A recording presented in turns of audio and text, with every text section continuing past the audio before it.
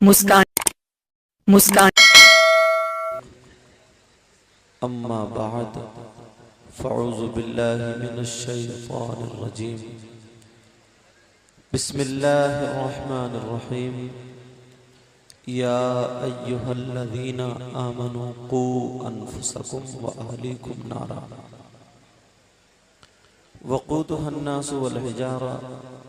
सदक़ल्लाहु मौलाना अज़ीम। बारगाह रिसालत मआब सल्लल्लाहु तआला अलैहि वसल्लम में दुरूद शरीफ का नजराना पेश कीजिए।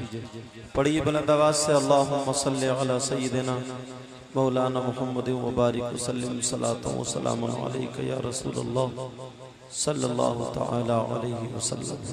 लेकिन सिर्फ वजह यही है कि हमारे आका अलैहि सलातु व सलाम की जो उम्मत रास्ते से हटती चली जा रही है, अगर उसको कुछ बातें काम की मिल जाएं और हम बैठे हुए हों तो हमारी भी उस पर तस्दीक हो जाए, और कोई जुमला ऐसा मिले कि जो परवरदिगार की बारगाह में कबूल हो जाए और उसके जरिए हम सब का बेड़ा पार हो जाए। वरना हालात यहीं के नहीं, मैंने बड़ी बड़ी अच्छी जगहों के देखे, बड़ी बड़ी अच्छी जगहों के। मुसलमान कहते हैं बाद में, बोलते हैं क्या करें, हम तो हर जगह परेशान हैं। परेशान जो है सिर्फ अपने करतूत की बिना पर। आप जानते हैं परेशान किसकी बिना पर है?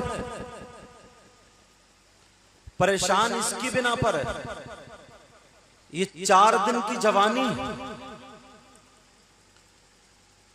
4 दिन की जवानी है, कुछ नहीं है, सब ये पानी का बबूला खत्म हो जाएगा। बड़े बड़े माई के लाल हमने देखे, तुमने हमसे ज्यादा देखे होंगे, जमीन के नीचे धंस गए।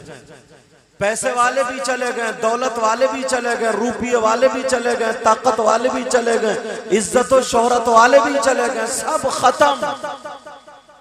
लेकिन आप जानते हैं प्यारे, खुदा की कसम, यही मुसलमान,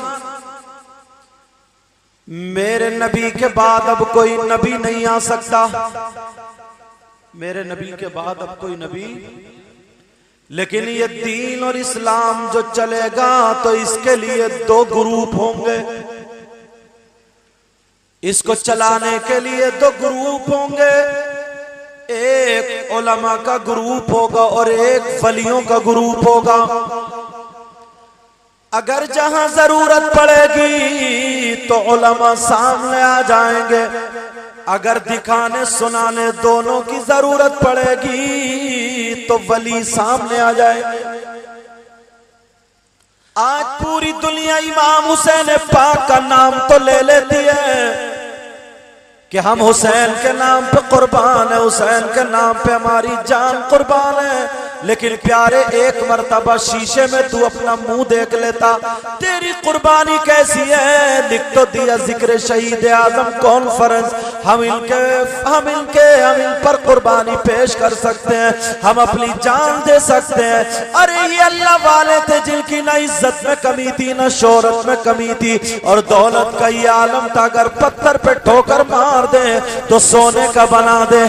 बादशाहत और हुकूमत इनकी ठोकरों पे पला करती थी, लेकिन 6-6 महीने के बच्चे करबला की जमीन में शहीद कर दिए। और यही मुसलमान है आज इनके जिक्र से मुंह मोड़ के अपने घर की तरफ जा रहा। क्या कुर्बानी, क्या कुर्बानी। यही मुसलमान है हंसी मजाक ठिट्ठे पे उतर आया। इतने हंसी मजाक ठिट्ठे किसी और से नहीं कहा जाएगा, मैं तुमसे कह करके जाऊंगा। वो अल्लाह वाले, अल्लाह के वली के जहां पर दुनिया का डॉक्टर फेल हो जाए, हकीम फेल हो जाए, उसकी हिकमत डॉक्टरी फेल हो जाए, अल्लाह वाले के दरबार पर चले जाओ, उसके दर की खाक चाट लो, गिड़गिड़ा करके दुआ मांग लो, तुम्हारा बेड़ा पार हो जाए। लेकिन यही मुसलमान मुसलमान इतना गिर गया, इतना गिर गया, इतना गिर गया। उस अल्लाह वाले की चौखट पे उसके नाम पर कोई शेख चिल्ली को बुला रहा है, कोई कव्वाली इस अंदाज में कर रहा है, कोई लेडीज कोई जेंट। इतनी खुराफातें मचा रखी है, इतनी खुराफातें मचा रखी है। अल्लाह अल्लाह, वो अल्लाह वाला कभी भी तुमसे राजी नहीं हो सकता। ऐसे ही मेरे हुसैन पाक का जब ये महीना जो इनसे मंसूब है मुहर्रमुल हराम का महीना आता, ये कैसे मुसलमान है, उनका घर तो किसी के हाथ कटे हुए हैं, किसी की गर्दन कटी हुई है, किसी के पांव कटे हैं, किसी के जिस्म पर घोड़े दौड़े हैं। अल्लाह अल्लाह, किसी और के लिए नहीं, नाना के दीन के लिए, नाना के दीन की खातिर। और इस नाना के दीन की खातिर इसलिए कि ये कुरान और ये दीन इस्लाम मेरे नाना के उम्मतियों तक पहुंच जाए, मेरे नाना के उम्मतियों तक पहुंच जाए, सिर्फ यही वजह थी। लेकिन आज हम हंसी मजाक टिट्टे शुरू कर दिए। कोई मोबाइल पे बात कर रहा, कोई एक दूसरे से बात कर रहा। बोलो अगर तुम्हारे किसी के घर मौत हो जाए, तुम्हारा थूथड़ा बिगड़ जाता है, खाने पीने को तबीयत नहीं चाहती है। मैं यही तो कहता हूँ मुसलमान, अगर हमारे आपके किसी के माँ बाप का इंतकाल हो जाए, रोता हुआ जाता इमाम साहब बच्चे भेज दो कुरान खानी होगी, तीजे में जाता ऐलान हो जाता चने पढ़ने आ जाओ, 10 में 20 में आ जाओ, मिला शरीफ पढ़ दो। मैं तुझसे पूछना चाहता हूँ, अगर तू इतना गैरतमंद है, इतना गैरतमंद है, तो जरा बता नबी के नवासे अल्लाह अल्लाह जिनका जिक्र कुरान में आता, वो नबी के नवासे के जिन पे अगर तू दुरूद ना पढ़े तो तेरी नमाज मुकम्मल ना हो। अल्लाहुम्मा सल्ली अला मोहम्मद व अला आले मोहम्मद। आले मोहम्मद कौन थे? यही तो थे। लेकिन आज ये 2 घंटे में थक गया है, आज ये 2 घंटे में परेशान हो गया, किसी और काम से नहीं। अगर यहीं पर कोई पंचायत होती, अगर यहीं पे तमाशा होता, अगर यहीं पे खेल कूद होता, तो ये पूरी रात नाचने वाली औरतों के सामने खड़ा हुआ होता, नाचने वाले भांडों के सामने खड़ा हुआ होता, यही पूरी रात गुजार देता। तब न इसे पेशाब लगता, तब न इसे लैट्रिन लगती, तब न इसके पांवों में दर्द होता, सारी चीजें खत्म हो जाती। लेकिन आज इसे सब कुछ नजर आने लगा है। मुसलमान, जब तक अगर तू अपने हालात खुद नहीं बदलेगा, तेरे हालात बदले नहीं जा सकते हैं। अगर तू इनसे पक्की सच्ची मोहब्बत करता है तो आज के बाद तेरा तौर तरीका ये होना चाहिए, अगर तू खाए तो तेरे खाने की अदा बोले नबी नबी, अगर तू पिए तो तेरे पीने की अदा बोले नबी नबी, अगर तू सोए तो तेरे सोने की अदा बोले नबी नबी, अगर तू चले तो तेरे चलने की अदा बोले नबी नबी। खुदा की कसम, तू नारे लगाए या ना लगाए, लेकिन जिस गली से निकल जाएगा, जिस रास्ते से निकल जाएगा, कोई बोले या ना बोले, रहमत के फरिश्ते जरूर बोलेंगे जा रहा गुलाम नबी। नारे तकबीर, नारे रिसालत, मसलके आला हजरत हुजूर सैयद मुकीमुर रहमान साहब किबला। नारे तकबीर, सुभान अल्लाह सुभान। मैंने कहा नहीं जितने हो काफी हो, ये सब हमारे ही है, बस इत्मीनान से सुन लो। परवरदिगार आलम अल्लाह ताला हर मुमकिन शय पर कादिर है। आपको इजाजत है, जा सकते हैं। हर मुमकिन शय पर कादिर है। ओ मुसलमान जरा सोच ले, तू अजमेर शरीफ भी गया होगा। बेटा, ओ बेटा मेरी तरफ, हाँ जाओ तुम छोड़ के आओ शायर साहब को। तू अजमेर शरीफ भी गया होगा। बोलो नहीं गए होगे? ये देखो मेरी तरफ दिए। तुम कलियर शरीफ भी गए होगे, अल्लाह वालों के मज़ारात पर गए होगे। क्या तुम्हें कभी इतने हथकटे नहीं मिले? बोलो अगर अल्लाह ताला तुम्हें कोई सांप या कीड़ा बना देता तो तुम उसका कुछ बिगाड़ लेते। अगर अल्लाह तबारक व तआला तुम्हें बैल बकरी बना देता तो कोई उसका कुछ बिगाड़ लेता। अगर गंदी नाली का कीड़ा अल्लाह बना देता तो क्या कर लेते। अल्लाह ताला कोई जानवर बना देता तो क्या कर लेते। बोलो तुम खुद इंसान बने या अल्लाह ने तुम्हें बनाया। अल्लाह ने बनाया प्यारे, जरा उसकी जिंदगी देख ले। जिसके हाथ कटे हुए, कटोरा सामने रखा है, मांग रहा है, अल्लाह फरमाता वलन युअख्खिरल्लाहु नफ्सन इदा जाअ अजलुहा। अल्लाह ने जो टाइम मौत का लिख दिया उससे एक लम्हा न इधर आ सकता, न इधर हो सकता, न आगे पीछे, उसी वक्त पे आनी है। बोलो उसके 40 साल कैसे गुजरते होंगे। और ऊपर चढ़ो, तारागढ़ पे चलो तो तुम्हें इतने पांव कटे भी मिल जाएगा। जरा सोचो वो जिंदगी कैसे गुजारता होगा जो अपने हाथों से मक्खी न उड़ा सके, जो अपने हाथों से कोई मक्खी मच्छर न उड़ा सके, जो कपड़े खुद न पहन सके, वो कैसे जिंदगी गुजारता होगा। प्यारे, अल्लाह ताला का शुक्र अदा किया करो। लेकिन कुछ नौजवान ऐसे हैं, कुछ मुसलमान ऐसे हैं जिनकी हठधर्मी बहुत ज्यादा बढ़ती चली जाती है। और बाज तो ऐसा है, खुदा की कसम, अगर बाज ऐसा है कि किसी आलिम के बारे में जबान खोल देता है, किसी वली के बारे में जबान खोल देता है, जिक्र खुदा होता है इसे हंसी मजाक ठिट्ठे सूझते हैं, जिक्र रसूल होता है इसे हंसी मजाक ठिट्ठे सूझते हैं। यही तो मुसलमान है। मुझे भी एक वाकया याद आ रहा है। ये किसी किताब का वाकया नहीं है, ये आंखों का देखा हुआ वाकया हजरत बुलंदशहर की बात है, जहां पर मैं खुद तकरीर करने के लिए गया। एक शख्स इतने पैसे वाला है, इतने रुपये वाला है, पैसे की बिना पर नाचने वाली औरतों को बुलाता है, पैसे की बिना पर नाचने वाले मर्दों को बुलाता है। वो जब भी जलसे में अगर कोई मौलवी उसे समझाने की बातें या कोई इस्लाही बातें करता था तो वो उसकी मजाक बनाया करता था, मुंह चुराया करता था। लेकिन आज जिसकी महफिल में तुम बैठे हो वही नबी के नवासे।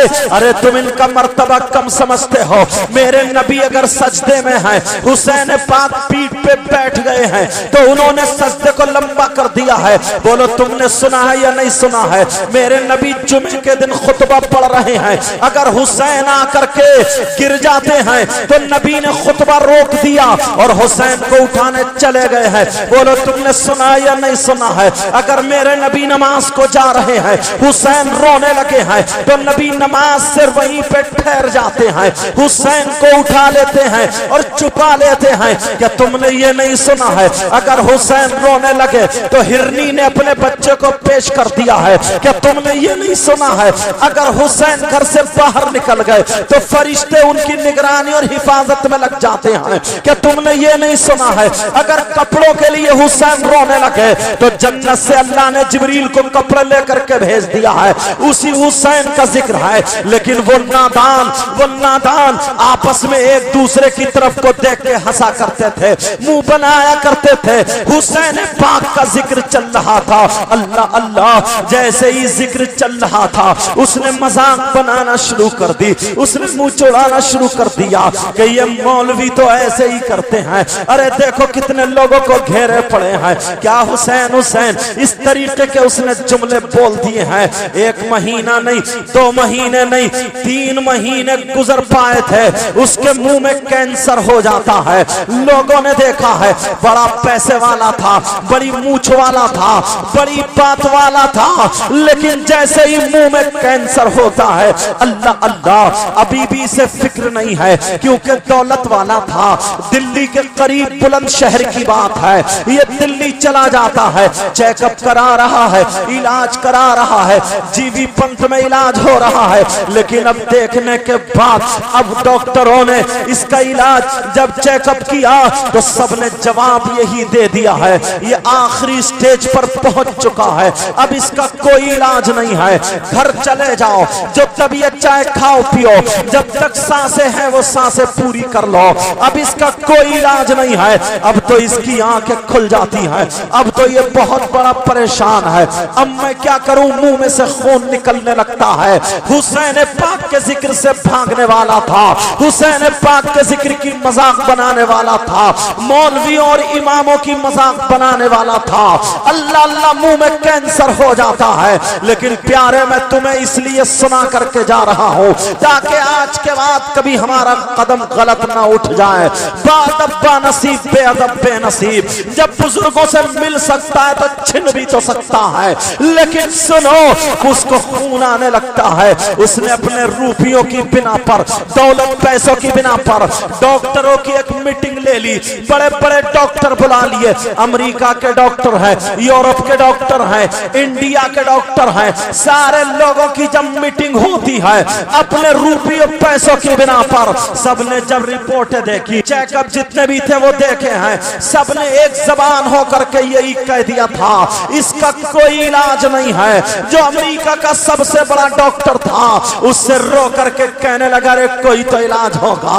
वो हिंदू था, हिंदू डॉक्टर था, मुसलमान नहीं था, लेकिन आज हम और आप मुसलमान हैं। वो हिंदू डॉक्टर कहने लगा हाँ हाँ तुम मुसलमान है, इसका इलाज एक ही है। कहा क्या इलाज है? कहा वो हिंदू था उसकी जबान बता रहा हूं। वो कह रहा तुम्हारे यहाँ एक बुक होती है जिसका नाम कुरान पाक लेते हो तुम लोग, तुम्हारे यहाँ गुरु होते हैं जो नमाजें पढ़ाते हैं, तुम्हारे यहाँ गुरु होते हैं जो दुआएं करते हैं। उसने अपनी जबान में बताया यानी उलमाए किराम है, नेक लोग हैं, अच्छे लोग हैं, कुरान पाक है, अगर ये पढ़ने के बाद अगर ये फूंक दे और दम कर दे तब तो ठीक हो सकते हो, दुआ कर दे तब तो ठीक हो सकते हो, वरना इसका कोई इलाज नहीं है। अब रोता हुआ सीधा चला आता है, मायूस हो जाता है।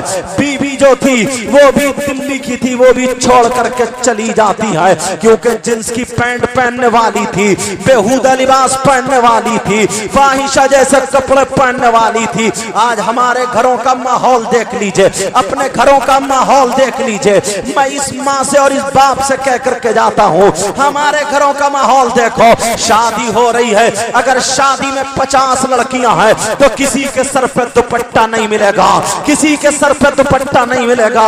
अजी दुपट्टे की बात कर रहे हैं, किसी की आस्तीन साबत नहीं मिलेगी, किसी की आस्तीन हाफ है, किसी की आस्तीन जड़ से साफ है, किसी का गला नीचे तक चिरा पड़ा है, किसी के छोटे छोटे कपड़े हैं, कोई सुतनियां पहने पड़ी है, 40-40 साल की बुढ़ियां सुतनियां पहने पड़ी हैं। इतने बेकार कपड़े हैं, अंग्रेजों जैसे कपड़े हैं। यहां तक के मैं कहता हूं ये दुपट्टा क्यों नहीं ओढ़ रही है? इसीलिए नहीं ओढ़ रही है, जानते हो इनके बालों के गुंफे कौन देखेगा, इनके बालों की कटिंग कौन देखेगा? अरे हंसने की बात नहीं है, रोने की बात है। ये तुम्हारे घर की तुम्हारी बेटियां हैं, ये तुम्हारे घर की तुम्हारी भतीजियां हैं, ये तुम्हारे घर की तुम्हारी भांजियां हैं, ये तुम्हारे घर की तुम्हारी बहुएं हैं, ये तुम्हारे घर की तुम्हारी खातून है। मैं तुमसे पूछना चाहता हूं, बोलो ये कहां से आ गया? मुसलमान की बेटी थी, पहनावा अंग्रेजों का कहां से आ गया? मुसलमान की बेटी थी, खाने का ढंग इसके फिल्मों जैसा कैसे है? इसके पीने का ढंग फिल्मों जैसा कैसा है? इसके चाले चलन फिल्मों जैसे क्यों है? मैं तुम्हें बता दूं क्यों है, लो सुन लो तो तुम्हें पता चल जाएगा। बाद में दूसरी तरफ जाऊंगा, सुन लो क्यों है। इसलिए तुम तो बड़े पैसे वाले हो, तुम तो बड़े मालदार हो, तुम्हारे पास तो काफी रुपया पैसा है, तुमने अपनी बेटियों के हाथ में मोबाइल दे दिया है, तुम्हारी बेटियां मोबाइल चला रही हैं। अरे वाह, तुम्हारी बेटी मोबाइल चला रही है, बहुत खुश हो अपनी जिंदगी में, हमारी बेटी पे मोबाइल है। ओ बाप, मैं तुझसे पूछना चाहता हूं, तू अगर 3 रोटी खाता है तो कम से कम कम आधी रोटी की अकल तो रख ले, 1.5 रोटी की अकल तो रख ले, 1 रोटी की अकल तो रख ले। अरे तेरे घर में तेरी बेटी पैदा हुई है कि तेरी जिम्मेदारी नहीं है? हाँ हाँ, मैं तुझसे पूछता हूँ, मुझे जरा इतना बता दे, तूने अपनी बेटी को मोबाइल दिया है, मोबाइल काय के लिए होता है? सर नहीं उठेगा सर। कहा काय के लिए होता है? कहा बात करने के लिए। किससे बात होती है? अपने यार से बात होती है, दोस्तों से बात होती है। कोई हमसे पूछ ले तुम्हारी बेटियों के कितने यार घूम रहे हैं, तुमने अपनी बेटी को मोबाइल दे दिया है, सर उठा सकते हो क्या? तुमसे कोई पूछ ले तुम्हारी बेटी के कितने दोस्त घूम रहे हैं, तुमने अपनी बेटी को मोबाइल दे दिया बात करने के लिए। या फिर इतना बताओ, तुम्हारी बेटी की कोई फैक्ट्री चल रही है, तुम्हारी बेटी का कोई कारखाना चल रहा है, तुम्हारी बेटी का बहुत बड़ा कारोबार चल रहा है। अरे कुछ नहीं, ये खाली बेहयाई बरस रही है, और ये किसी और की वजह से नहीं है, ये इस बाप की वजह से है, और ये इस बेहया भाई की वजह से है। मैं बताऊं क्यों? ये बाप की वजह से, इसने बाप ने तो दे दिया है, और ये बेहया भाई को जरा सुन लो, मैं बताऊं। ओ भाई, तुझसे इतना ना हो सका, तू अपनी बहन के सर पे आंचल रख देता, तू अपनी बहन के सर पे दुपट्टा रख देता, तू अपनी बहन के सर को दुपट्टा उड़ा देता। लेकिन तू क्या रखेगा? हाथों में चूड़ी और कड़े पहनने वाला भाई, कानों में कुंडल पहनने वाला भाई, नचकैया भाई, नचकैया, डीजो पे नाचने वाला भाई। अरे बोल, तेरे गले में चैन पड़ी है, तू कैसे लाएगा? कौन से मुंह लाएगा? कौन से हाथ लाएगा जो अपनी बहन के सर पे आंचल रख? तूने कभी अपना चेहरा देखा है? तेरा डकैतों जैसा चेहरा है, बड़ी बड़ी कलमें बना ली है, जैसे पहले डकैत हुआ करते थे। तूने अपने बाल देखे हैं? तेरे बाल कैसे हैं? तूने अपनी पैंट देखी है? तेरी पैंट कैसी है? तूने अपनी शर्ट देखी है? तेरी शर्ट कैसी है? अरे तू कौन सा भाई है जो अपनी बहन के सामने, तू अपने घर में मोबाइल में गाने सुन रहा है, तू अपनी बहन के सर पे कैसे आंचल रखेगा? तू फिल्में देखने वाला भाई, दूसरी लड़कियों को तकने वाला भाई, ये इतना लफंगा हो गया है कि अपनी तो अपनी पड़ोस की लड़की को तकने वाला भाई, मोहल्ले की लड़की को तकने वाला भाई। अरे बोल, तुझसे कौन सी बहन उम्मीद रखेगी? कौन सी मुसलमान की बच्ची उम्मीद रखेगी? तूने अपने चालो चलन देखे हैं? तेरे भी तो चालो चलन ऐसे ही जैसे नचकइयों के हैं, तेरे भी तो चालो चलन ऐसे ही है। पता ही नहीं लगता कि सलमान का बेटा या अंग्रेज का बेटा है। लेकिन मैं इस बाप से कह करके जाऊंगा, ओ बाप, मैं तुझसे पूछना चाहता हूं, तू जानता है अपनी बेटी के हाथ में मोबाइल दिया है, ये व्हाट्सएप कहां चलाएगी? ये फेसबुक कहां चलाएगी? ये नेट कहां चलाएगी? नेट की दुनिया जानते हैं कितनी खराब है। जैसे ही यूट्यूब खोलोगे तो अच्छी बातें कम है, बुरी बातें ज्यादा आएंगी। और ये उम्र ऐसी होती है जहां पर बुराई की तरफ ज्यादा कदम उठता है।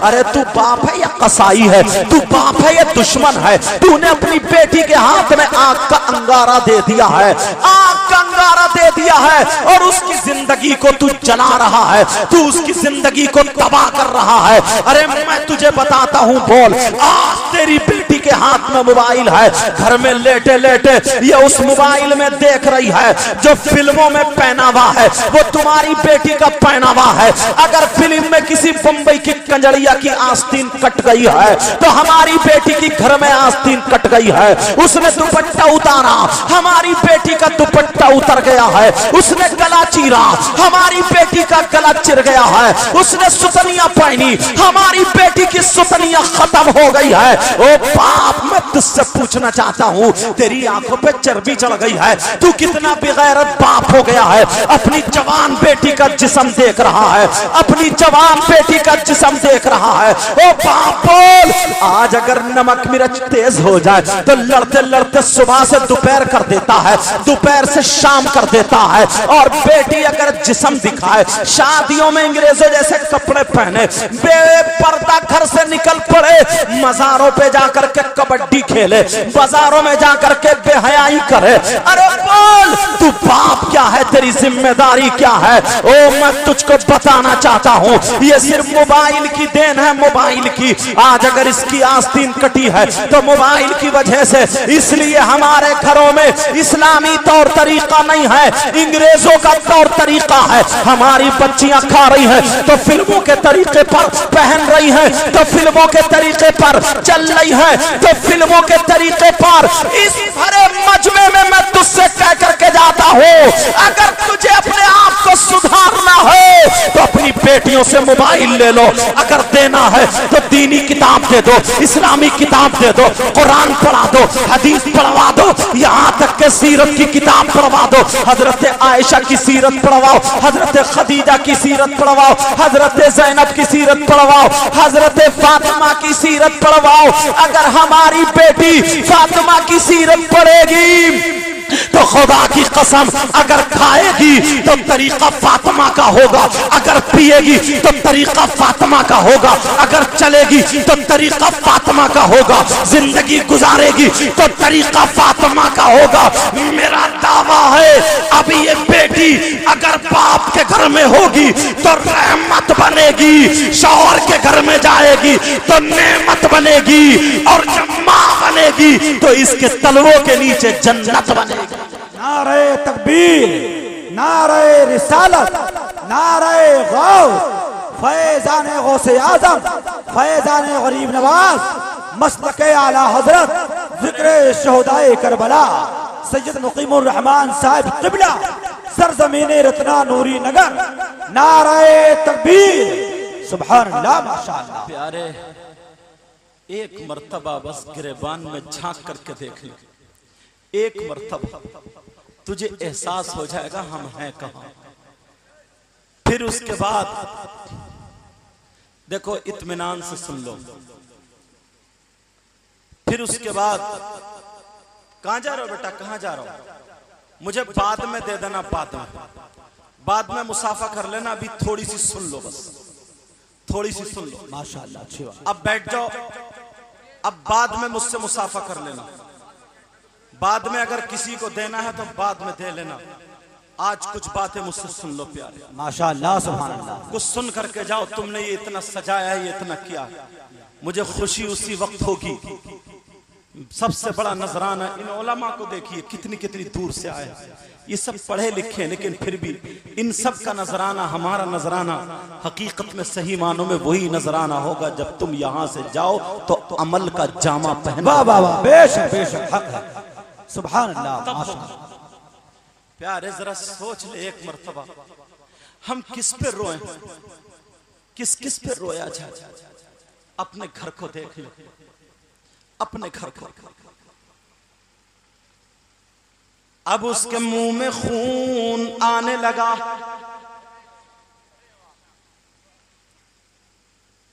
अमेरिका का डॉक्टर कहने लगा तुम्हारे यहां सिर्फ वही किताब है, वही गुरु हैं, अगर पढ़ के दम कर दे तब तो ठीक, वरना नहीं।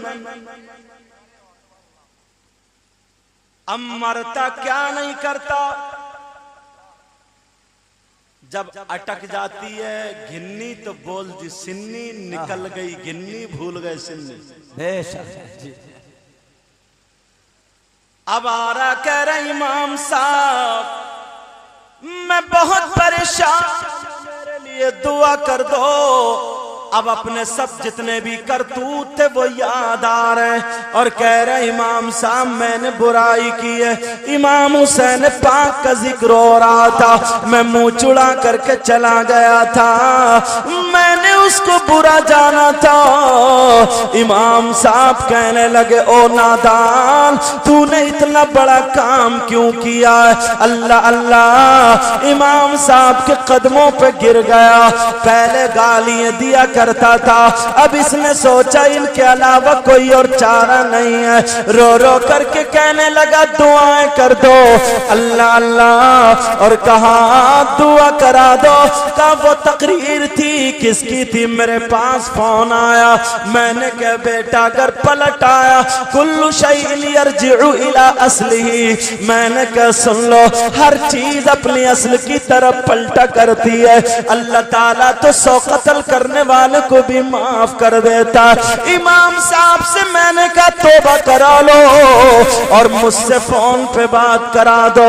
रोने लगा जब मैंने बात की तो तौबा करा दी, और कराने के बाद मैंने इमाम साहब से कहा इससे कहो 5 वक्त की नमाज पढ़े, और नमाज पढ़ने के बाद 5 वक्त में 11-11 मरतबा कुल औज़ु बिरब्बिल फलक और कुल औज़ु बिरब्बिन नास पढ़ के फूंक दिया करो। अब 5 वक्त की नमाज पढ़ने लगो। इमाम साहब पढ़ के फूंकने लगे, खून रुक गया।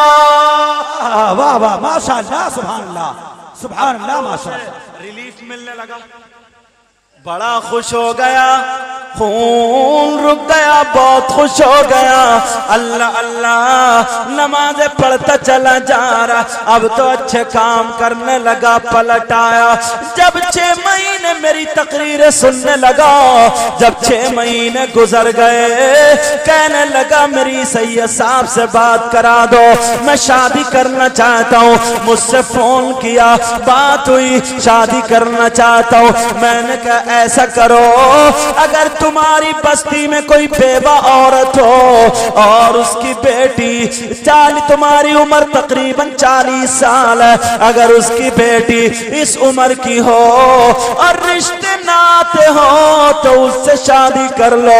उसने ध्यान लगाया तो गांव में एक बेवा औरत थी जिसकी 3 बेटियां थी। अल्लाह अल्लाह, बड़ी बेटी की 40 या 39 साल उम्र थी, बड़ी तो बड़ी, किसी छोटी बेटी का भी पैगाम नहीं आया। क्योंकि गरीबों के यहाँ पैगाम कौन ले जाए, मालदारों के यहाँ जाता है। दौलत के भिखारी हैं, भिखारी जहेज के लालची। अगर मालदार की बेटी ना काड़ी है, काड़ी, और सामने शिफ्ट खड़ी कर दी है, शिफ्ट, तो काड़ी का भी रिश्ता हो जाएगा, काड़ी का भी। इतने बड़े भिखारी है, इंटरनेशनल है, इतने भिखारी, गरीब की बच्चियों की जिंदगी तबाह हो रही है, तबाह। किसी के दिए से पूर नहीं पड़ती, अल्लाह के दिए से पूर पड़ती है। अब वो क्या रिश्ता लेकर के जब पहुंचा तो बेवा औरत रोने लगी, कहने लगी तू इतना बड़ा मालदार, किसी मालदार के घर से तेरा रिश्ता आ सकता, मैं तो तुझे एक प्याली चाय भी नहीं पिला सकती, मैं तो तुझे बिठा भी नहीं सकती, बोल कैसे ये निभागा। मेरा नाम लिया, मेरी 17 तारीख खाली थी, जुमे का दिन था, मैंने रिश्ता तय कर दिया, वो मान गई। जुमे के दिन में पहुंच गया, इस लड़के ने सारा खर्चा खुद ही उठाया। जुमे की नमाज के बाद मैंने मस्जिद ही में निकाह पढ़ा दिया। अल्लाह अल्लाह, अब तो शान से रहने लगा, बहुत अच्छा होने लगा। वो बीबी भी उसके घर में रहने लगी। तकरीबन 3-4 महीने जब गुजरते हैं, अब बीबी उसकी उम्मीद से हो जाती है। अल्लाह ताला पेट में बच्चे की उम्मीद कर देता है, बड़ी खुशी खुशी है। और उसने ऐलान कर दिया मेरी 2 सालियां हैं, अगर कोई भी मेरी इन 2 सालियों से रिश्ता करेगा बाशरे नमाजी शख्स हो तो मैं उसे मकान भी दूंगा और कारोबार के लिए जितने मांगेगा पैसे दूंगा। अल्लाह अल्लाह, दोनों बच्चियों का भी रिश्ता हो गया, चटपट हो गया। जैसे ही रिश्ता हुआ घर में खुशहाली हो जाती है। जब 4 महीने गुजरे फिर उसका कैंसर हरा हो गया, फिर खून देने लगा। अब तो बड़ा परेशान, इमाम साहब भी परेशान है। उस लड़की को पता चला, बीबी को पता चला, वो रो रो करके दुआएं कर रही है, कह रही है मौला परवरदिगार आलम, पहले तो मेरी शादी हो नहीं रही थी, लेकिन अब ऐसे के साथ में शादी हुई है। अल्लाह अल्लाह, एक तो पेट में बच्चा है, ऐसे आलम में लड़की वैसे ही गिरी पड़ी रहती है, उससे कुछ खाया पिया नहीं जाता, ऊपर से इतना बड़ा गम है, रो रो करके बेचारी परेशान हो गई है, आंखों में गड्ढे बैठ गए, चक्कर आने लगा। जब काफी रोली, लड़की ऐसे हो गई है, अब पेट में बच्चे की भी उम्मीद है। 4 महीने गुजर गए, मैंने एक तकरीर की है, कुरान पाक पे मेरा बयान है, मैंने बयान किया कुरान मोमिनों के लिए शिफा भी है और रहमत भी है, कुरान में हर चीज का बयान है। मैंने ये कहा है तकरीर में, वो लड़की सुना करती थी, उसके घर में चलती थी, अल्लाह अल्लाह, वो अपने शौहर से कहने लगी अगर इजाजत हो तो मैं इनसे बात कर लूं। उसने फोन मिला के मुझे दे दिया, कहने लगी मैंने आपके बयान में ऐसे ऐसे सुना है। मैंने कहा बेटा हाँ हाँ कुरान में, कहा ये बताओ कुरान में हर चीज का इलाज है, हर चीज का बयान है, तो कोई ना कोई आयत ऐसी तो होगी जिसमें कैंसर का भी तो इलाज होगा। जब इतना कहा, मैंने कहा बेटा है, अगर तू पढ़ ले तो मैं बताए देता हूँ कुरान की कौन सी आयत है। कहा 1 मिनट ठहर जाइए। उसने मेरी आवाज रिकॉर्ड पे लगा ली, मोबाइल ऐसे कर लिया कि मेरी आवाज उसमें कैच हो जाए।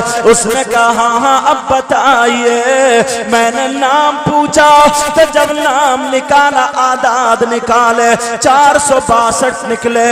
मैंने कहा बेटा उठा ले, 28वां पारा उठा ले मैं पढ़ रहा हूँ। बिस्मिल्लाहिर्रहमानिर्रहीम, हुवल्लाहुल्लज़ी ला इलाहा इल्ला हु आलिमुल गैबि वश्शहादा हुवर्रहमानुर्रहीम, हुवल्लाहुल्लज़ी ला इलाहा इल्ला हु अल मलिकुल कुद्दूसुस सलामुल मुमिनुल मुहैमिनुल अज़ीजुल जब्बारुल मुतकब्बिर, सुब्हानल्लाहि अम्मा युश्रिकून, हुवल्लाहुल खालिकुल बारिउल मुसव्विर, अल मुसव्विर लहुल अस्माउल हुस्ना, युसब्बिहु लहू मा फिस समावाति वल अर्द व हुवल अज़ीजुल हकीम। मैंने कहा ये आयत है बेटा 462 मरतबा रोजाना पढ़ ले और दुआ कर ले। कहा किस टाइम पढ़ो? मैंने कहा 5 वक्त की नमाज पढ़ और तहज्जुद की नमाज के बाद पढ़ना शुरू कर दे। अल्लाह अल्लाह, बीवी हो तो ऐसी हो उसके दिल को लग गई। ओ मेरी बहनों, आज तुम घर में घर को जंग का मैदान बनाए पड़ी हो। जरा सोच लो, जरा जरा बात पे लड़ रही हो, लेकिन ये बीवी है अपने शौहर के लिए जान फना कर रही है। मुहर्रम से 2-4 दिन पहले की बात थी। अब वो लड़की उसने पढ़ना शुरू कर दिया। एक तो गरीब, पेट में बच्चे की उम्मीद है, इसकी तबीयत खराब रहने लगी, उधर कमजोर हो गई, गिरी पड़ी रह रही थी, लेकिन अपने शौहर के लिए सब कुछ सह रही है, सब कुछ बर्दाश्त कर रही है। अल्लाह अल्लाह पढ़ना शुरू कर दिया। अब मुहर्रम का महीना आ गया, पढ़ना शुरू कर दिया। 1-2-20 तारीख आ जाती है। अब जब 21वीं शब आती है, हजरत अली की शहादत वाली तारीख आ जाती है। उस लड़की का खुद बयान है। मेरी बहनों सुन लो, भाइयों सुन लो, जो तुम मौलवियों को बुरा कहते हो, अल्लाह वालों के जिक्र से भागते हो, इमामों से नफरत करते हो, तालिबे इल्मों को कमतर समझते हो, आज के बाद तौबा करके जाना, यहाँ से उठो तो तौबा करके उठना। अल्लाह अल्लाह। जब 21वीं रात आ गई, हजरत अली की शहादत वाली तारीख आ गई। उस लड़की का खुद बयान है, वो कहती है मैं कमजोर हो गई, बहुत ज्यादा कमजोर हो गई। मैंने कुरान में देख के पढ़ तो दी, 462 मर्तबा पढ़ तो दिया, और पढ़ने के बाद दुआ मांगने के लिए जब मैंने हाथ उठाए, कुरान सामने रखा है, जब हाथ उठाए मेरी आंखों के नीचे चक्कर आ गया, मुझे अंधेरा आ गया। जैसे ही चक्कर आया, अंधेरा आया, लड़की बोली मैं दीवार से टिक गई, ऐसे एक तरफ को टेक लगा करके बैठ गई, और मैंने आंखें बंद कर ली। कभी आंख खोलती हूँ, कभी बंद करती हूँ। जब खोलती हूँ तो फिर वैसे ही चक्कर आने लगता है, बंद करती हूँ तो सुकून मिलता है। अब वो लड़की कह रही है मैंने खूब देखा है, खूब देखा है। जैसे ही मैंने आंखें खोली, कुरान पाक से एक हरी लाइट निकली, एक हरी रोशनी निकली, उस लड़की के चेहरे पे पड़ी। लड़की बोली मेरी आंखें खुल गई। कुरान की रोशनी हरे रंग की थी, कुरान से निकली, मेरे चेहरे पे पड़ी। लड़की कह रही है मैं खूब देख रही हूँ। मेरे चेहरे से हटने के बाद मेरा शौहर जहाँ लेटा था वहां पे वो लाइट चली गई। लड़की कह रही है मैं खूब देख रही हूँ, मेरे शौहर के सर पे पड़ गई, और शौहर के सर पे पड़ने के बाद जब नीचे को आई पांवों से उतर जाती है। लड़की कहने लगी फिर मुझे खुनूदगी आ गई, मेरी आंख लग गई, दीवार से टेक लगाए लगाए मेरी आंख लग गई। कुरान वहां पे रखा हुआ था। अल्लाह अल्लाह का मुझे खूब याद है, किसी ने मेरा मुड्ढा पकड़ा, लेडीज आवाज थी, मुड्ढा पकड़ा, और पकड़ने के बाद मुझे हिलाया, और हिलाने के बाद का उठ जा उठ जा, मेरे लालों का सदका मिल गया।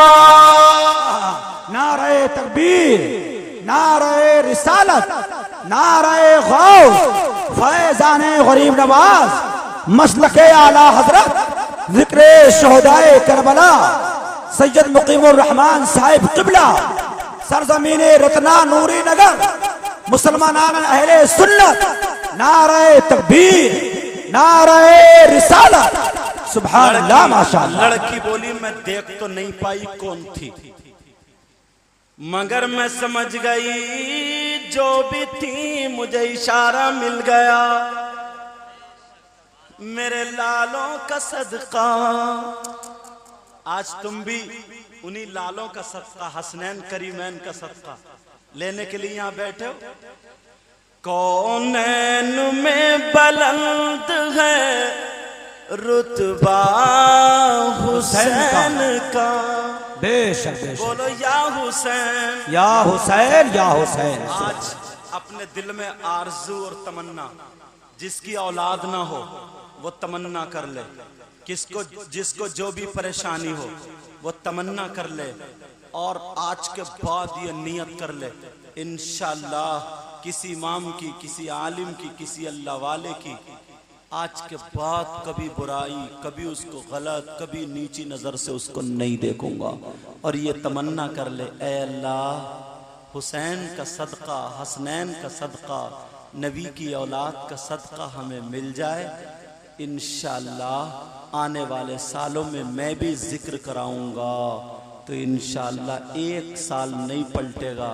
मुझे उम्मीद है अगर दिल से मांगा तो उसे जरूर सदका मिलेगा। बेशक इंशाअल्लाह, सुभान अल्लाह माशाअल्लाह। शेर सुनो। कौनैन में बुलंद है रुतबा हुसैन का, बोलो या हुसैन, सब लोग दिल से बोलना, बोलो या हुसैन, या हुसैन। कौनैन में बुलंद है रुतबा हुसैन का, कौनैन में बुलंद है रुतबा हुसैन का,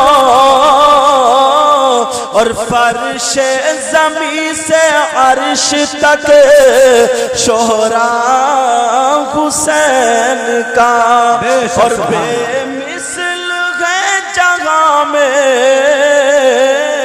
कुंबा हुसैन का, यानी खानदान हुसैन का, बेमिसल है जगह में कुंबा हुसैन का, क्यों सुल्तान दो जगह है नाना हुसैन का।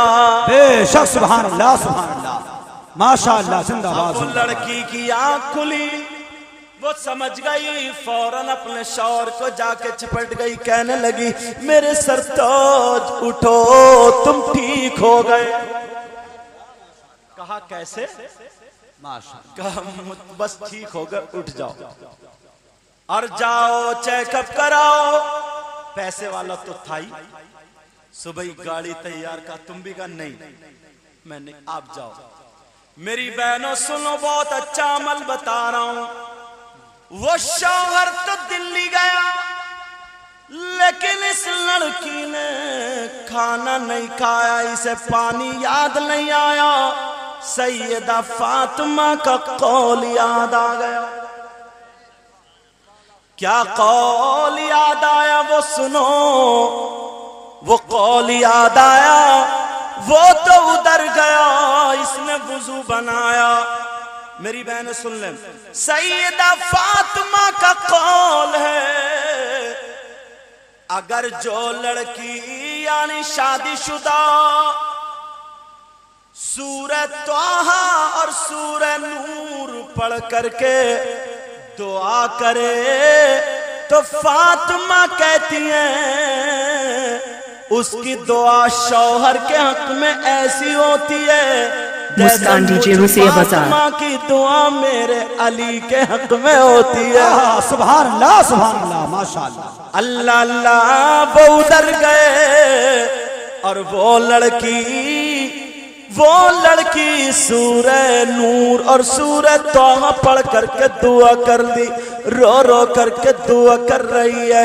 इधर चेकअप हो रहा है, जो भी चेकअप कराए वो नॉर्मल आए, जो भी कराए वो नॉर्मल आए, जो भी कराए वो नॉर्मल आए। डॉक्टर परेशान है, पिछली रिपोर्ट कुछ कह रही है, अब कुछ है।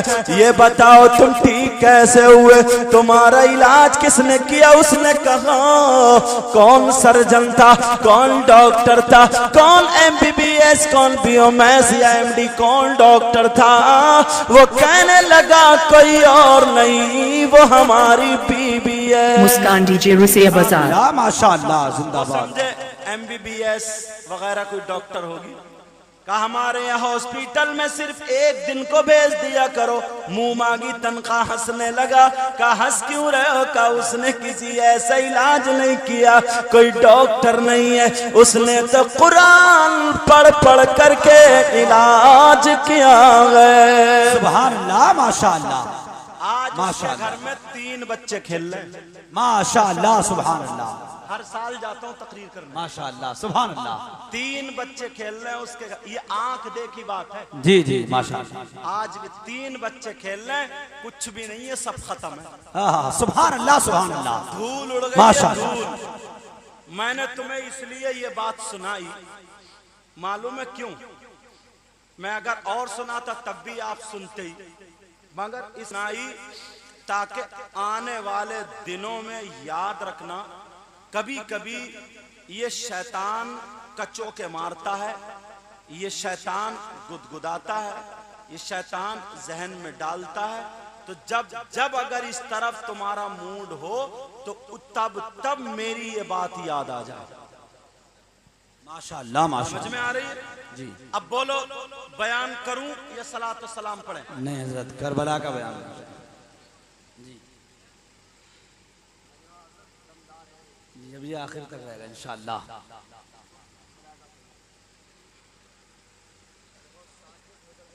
चलो जिसे जरूरत है वो जा सकते हैं। जी हाँ हाँ। अब बात ये चल रही थी, चलो थोड़ा सा मैं तुम्हें और सुना देता हूं। हालांकि मैंने सोचा ये था आज कि करबला शरीफ का बयान सुनाऊंगा और शुरू से लेकर के आगे तक या फिर आगे चलूंगा करबला के बाद, लेकिन तुमने करबला शरीफ तक बहुत सुना होगा। 15-20 मिनट जो भी अगर सुनना चाहते हो तो अब करबला के बाद का सुनाई देता हूँ। जी जी जी बेशक बेशक। सुना तो सुनना चाह रहे हो? जी बात का, क्योंकि जब भी जलसे होते हैं ज्यादातर ऐसा सुना गया। अब मेरा नंबर पहले आया तो मैं भी शुरू से, इनका आया तो ये भी शुरू से, उनका है वो भी, लेकिन करबला तक तो हमें मालूम रहा। करबला के बाद क्या हुआ, वो जो यजीदी थे उनका क्या अंजाम हुआ, उनके बारे में थोड़ी देर बता दो। सुनना चाह रहे हो ना? सुन लो। और इंशाल्लाह ये मेरी तकरीर उधार रही, फिर कभी अगर जिंदगी रही तो टाइम पे बिठा देना, टाइम पे बुला लेना, लेकिन इस टाइम पे किसी ना किसी का नंबर तो आता ही, कोई ना कोई तो आता ही, तो टाइम पे बिठा देना। इंशाल्लाह गुफ्तगू होगी, तकरीर होगी। समझ में आ रही है? लेकिन अब जो है वो सुना दूं करबला के बाद। जी जो बेहतर समझ। इमाम हुसैन पाक, क्योंकि इनका जिक्र है तो पैदाइश पढ़ना भी जरूरी है। पहले उनके नाना की पैदाइश पढ़ दूं। मेरे आका 12 रबीउल अव्वल 20 अप्रैल सन 571 पीर के दिन सुबह सादिक के वक्त हमारे नबी दुनिया पर तशरीफ लाए। मेरे नबी के नवासे सैयदुश शुहदा जिनका नाम सैयदुना हजरत इमाम हुसैन पाक रदी अल्लाह ताला अन्हु है। अल्लाह अल्लाह रमजानुल मुबारक से पहले एक महीना आता है जिसका नाम शाबान है, हलवे वाला महीना। उसकी 5 तारीख को 4 हिजरी में मदीने पाक में इमाम हुसैन पैदा होते हैं। हुसैन पाक की माँ का नाम सैयदा फातिमतुज़ ज़हरा रदी अल्लाह ताला अन्हा है और बाप का नाम हजरत अली कर्रमल्लाहु वजहुल करीम है। नाना का नाम मुहम्मदुर रसूलुल्लाह, नानी का नाम हजरत खदीजतुल कुबरा रदी अल्लाह ताला अन्हा है। हजरत अली की सैयदा फातिमा के अलावा 8 बीबियां और भी थी। कुल मिला के सारी बीबियां 9 होती हैं। इन 9 बीबियों से 32 औलादे होती हैं। 17 लड़के 15 लड़कियां। सैयदा फातिमतुज़ ज़हरा रदी अल्लाह ताला अन्हा के शिकमे पाक से 6 औलादे पैदा होती हैं। 3 बेटियां हैं, 3 बेटे। एक बेटी का नाम हजरत उम्मे कुलसूम, एक बेटी का नाम हजरत ज़ैनब और एक बेटी का नाम हजरत रुकैया।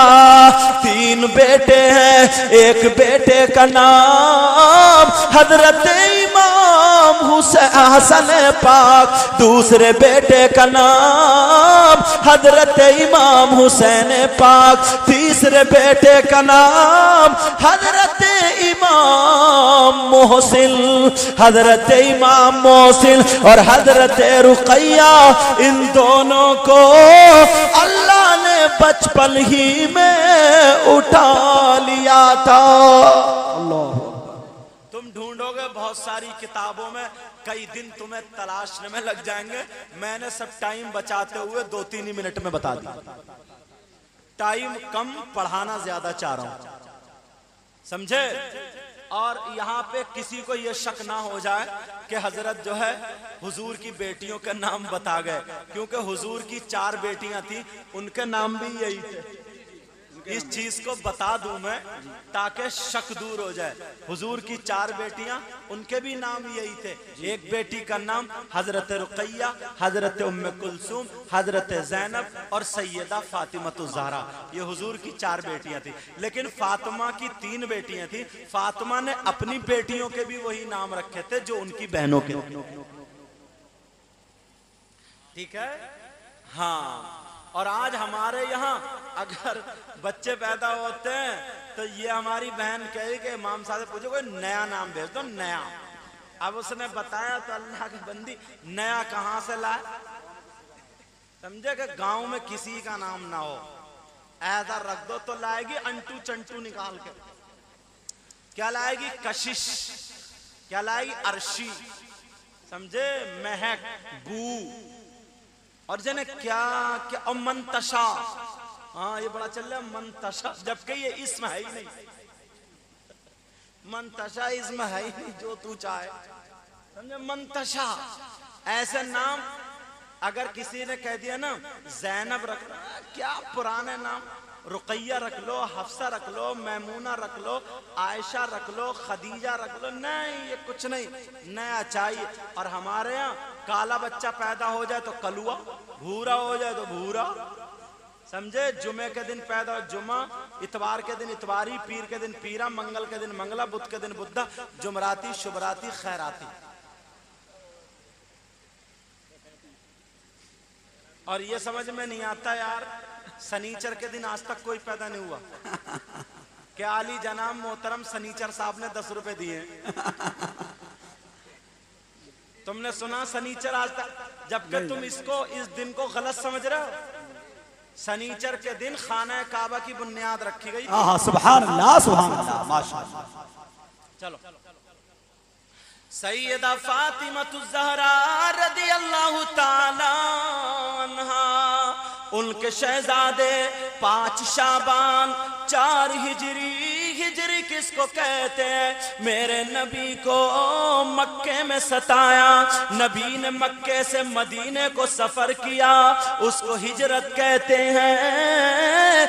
1 साल हो गया 1 हिजरी, 2 साल हो गए 2 हिजरी, सफर किए हुए 3 साल हो गए 3 हिजरी। आज 1440 हिजरी चल रही है। 4 हिजरी को इमाम हुसैन पाक पैदा हुए। 61 हिजरी में जुमे के दिन 10 मुहर्रम शरीफ को इमाम हुसैन पाक शहीद हुए। क्योंकि मुझे आगे चलना ना, बीच की सारी बातें मैंने खत्म कर दी क्योंकि आपकी सुनोवी होंगी। अब सुनो, इमाम, एक मालूमाती बात बताऊं, इमाम हुसैन पाक शहीद 10 मुहर्रम को हुए, लेकिन नमाज जनाजा 10 मुहर्रम को नहीं हुई। फिर कब हुई? 11 मुहर्रम को नमाज जनाजा हुई। किन लोगों ने पढ़ी? यजीदियों ने नहीं पढ़ी, वो तो अपने मुर्दों की पढ़ के चले गए। हुसैन पाक करबला के और शहीद वहीं पे आराम फरमाते रहे। अल्लाह अल्लाह 11 मुहर्रम हो गई, करबला खाली हो गई।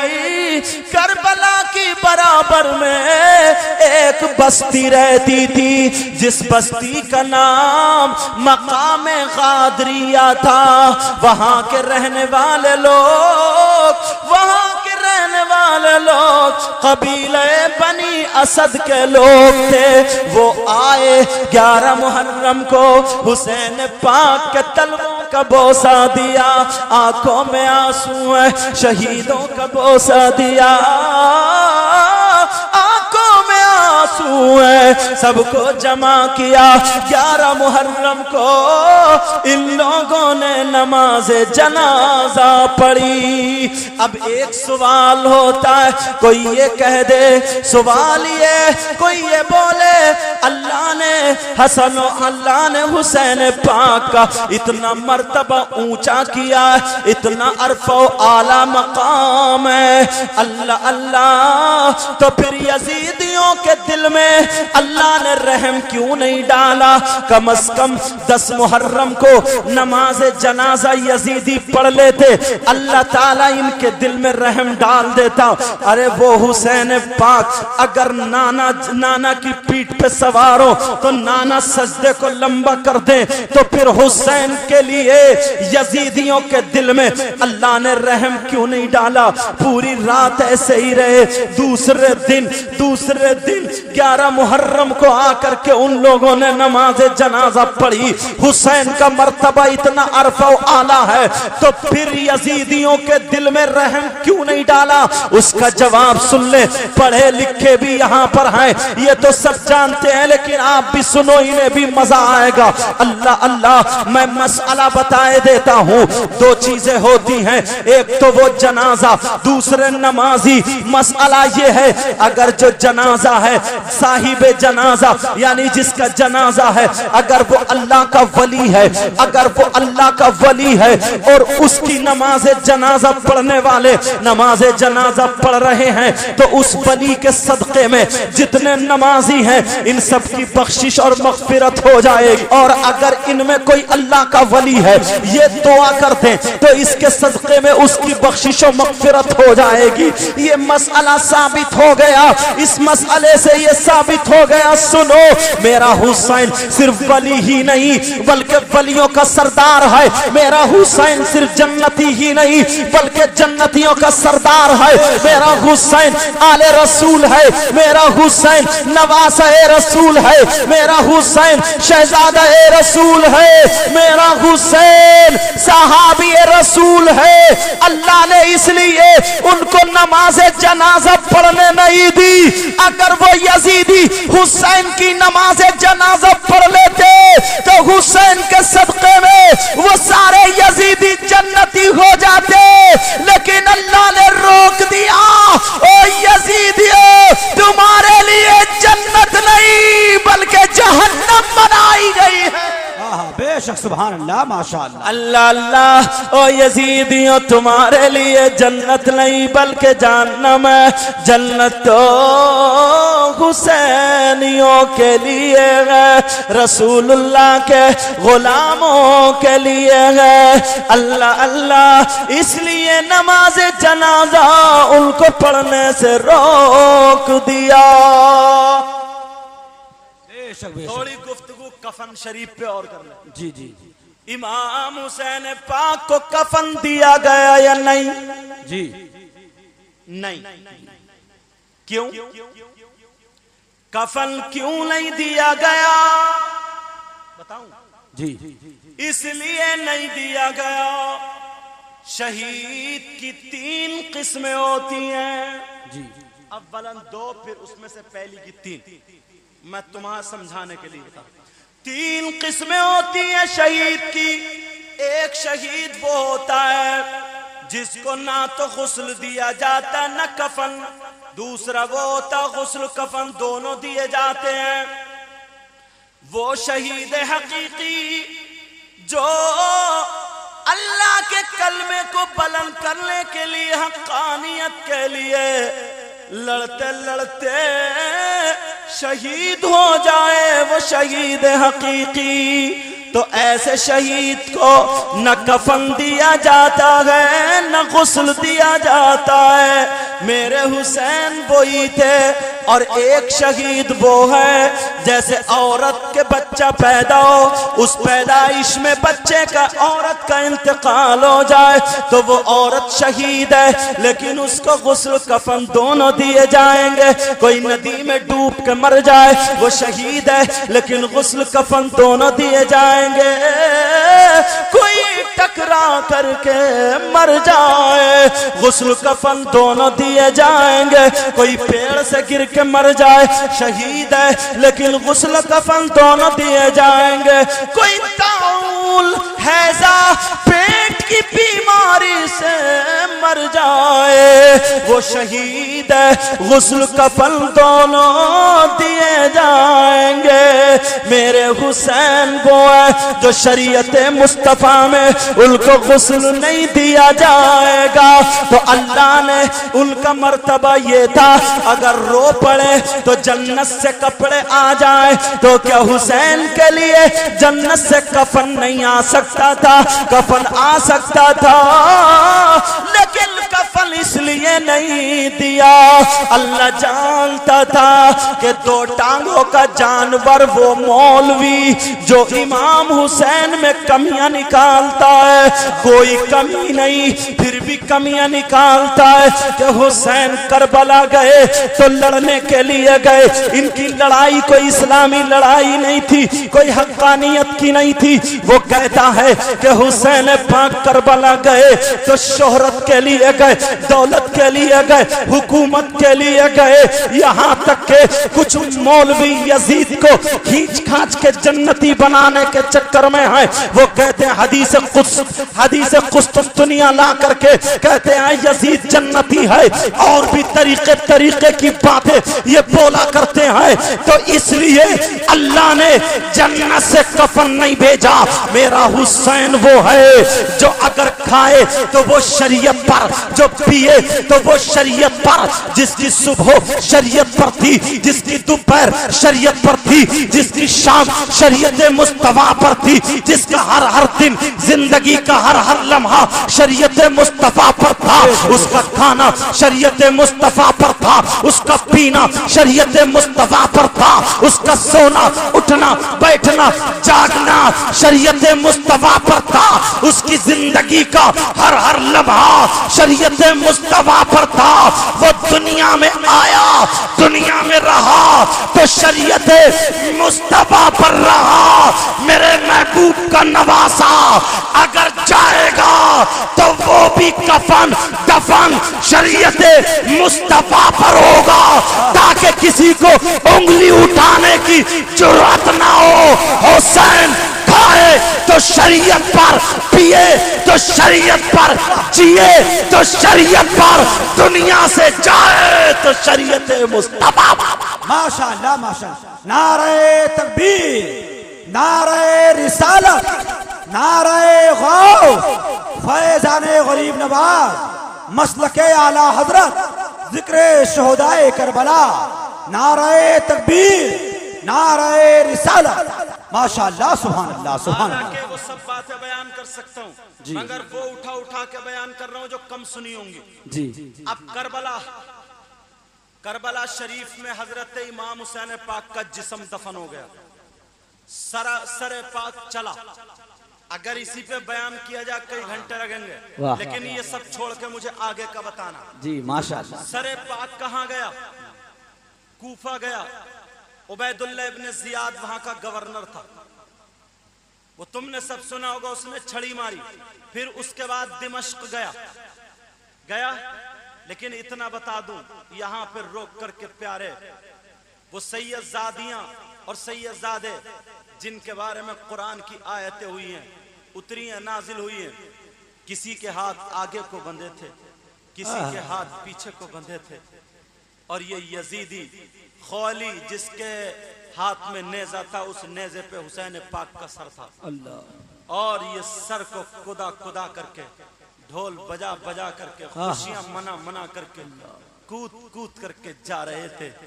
जितने असीराने करबला थे, किसी की आंखों में आंसू थे, किसी के हाथ बंधे थे, किसी का सर नीचे को था। अब इतना बता दो प्यारे, हुसैनी जो थे उनका तरीका क्या था और यजीदी जो थे उनका तरीका क्या था। अब मुहर्रम के मौके पर हम भी मुहर्रम को लेकर के चलते हैं, कुदा के ढोल बजा करके, मेले ठेले लगा करके, गली घुमा करके, खुशियां मना करके जा रहे हैं।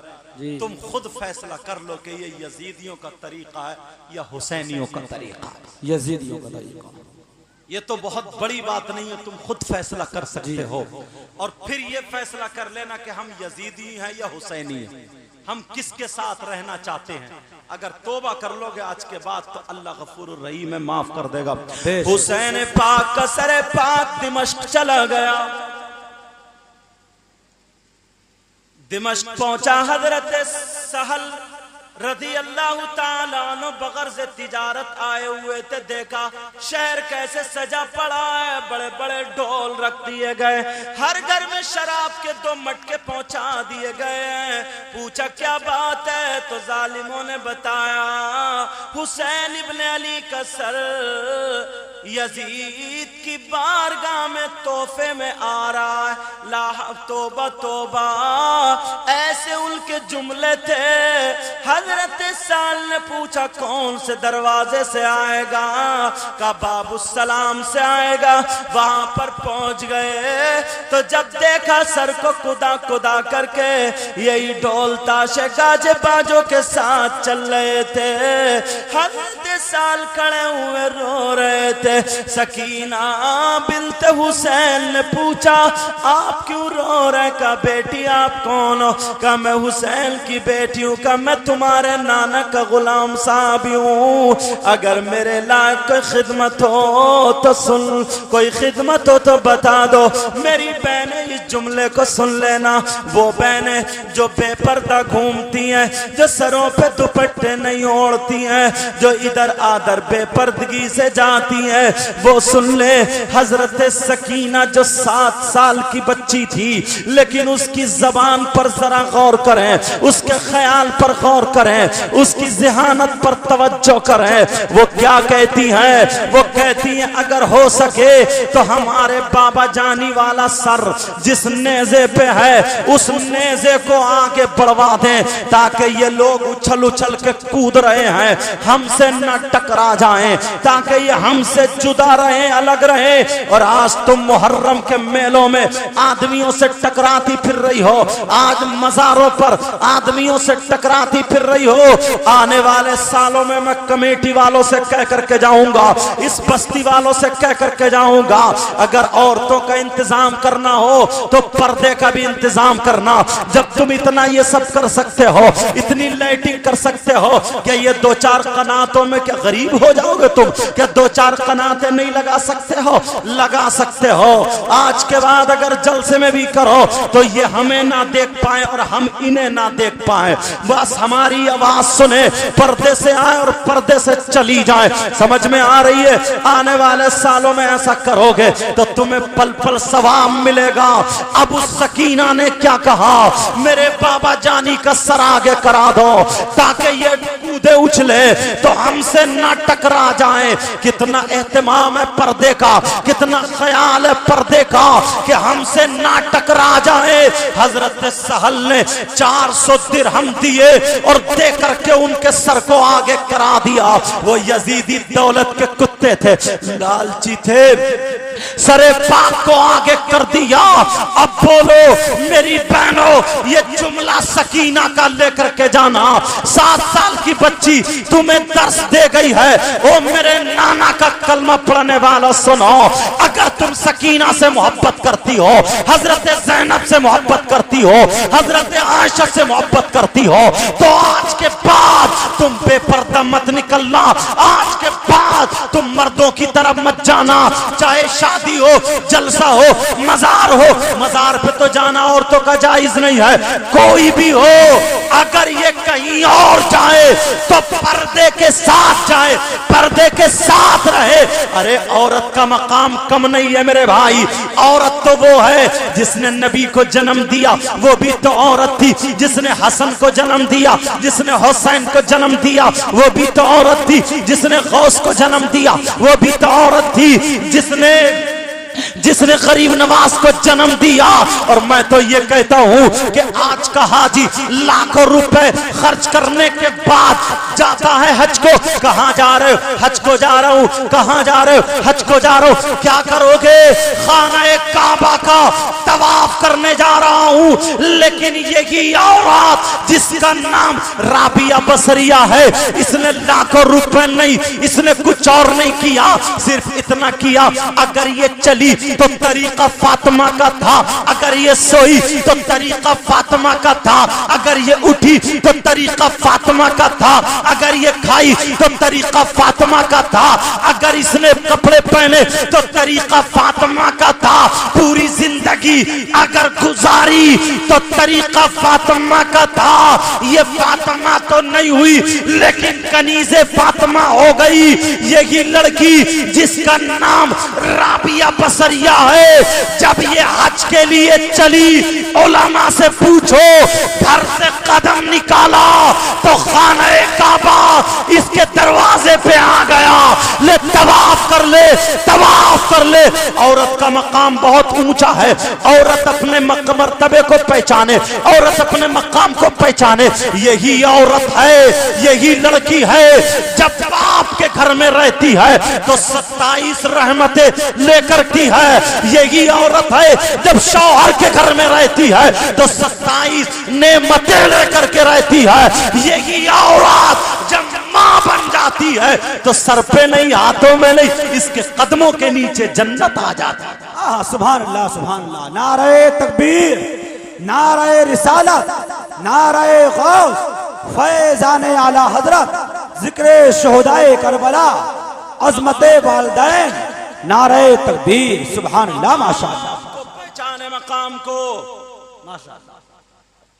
चले गए सर पाक। अब इसमें बहुत सारी उलमा जानते हैं, बहुत सारी रिवायत। एक रिवायत यह है जिस नेज़े पे सर था, तारीखें बता रहा हूं जितनी मैंने पढ़ी, वो नेज़े पे सर था, वो सर वहीं पे जहां हथियार रखे जाते थे उस घर में रख दिया। जब ये सूख गया उसके बाद मुसलमानों के कब्रिस्तान में दिमश्की में दफन कर दिया गया। एक तारीख ये है, मिस्र के उलमा ने लिखा, अरबी में लिखा है, मैंने पढ़ा। एक तारीख ये है कि वहां से मिस्र को भेज दिया गया। आज भी वो जगह बनी हुई है जहां पे बहुत सारे लोग जियारत करते हैं।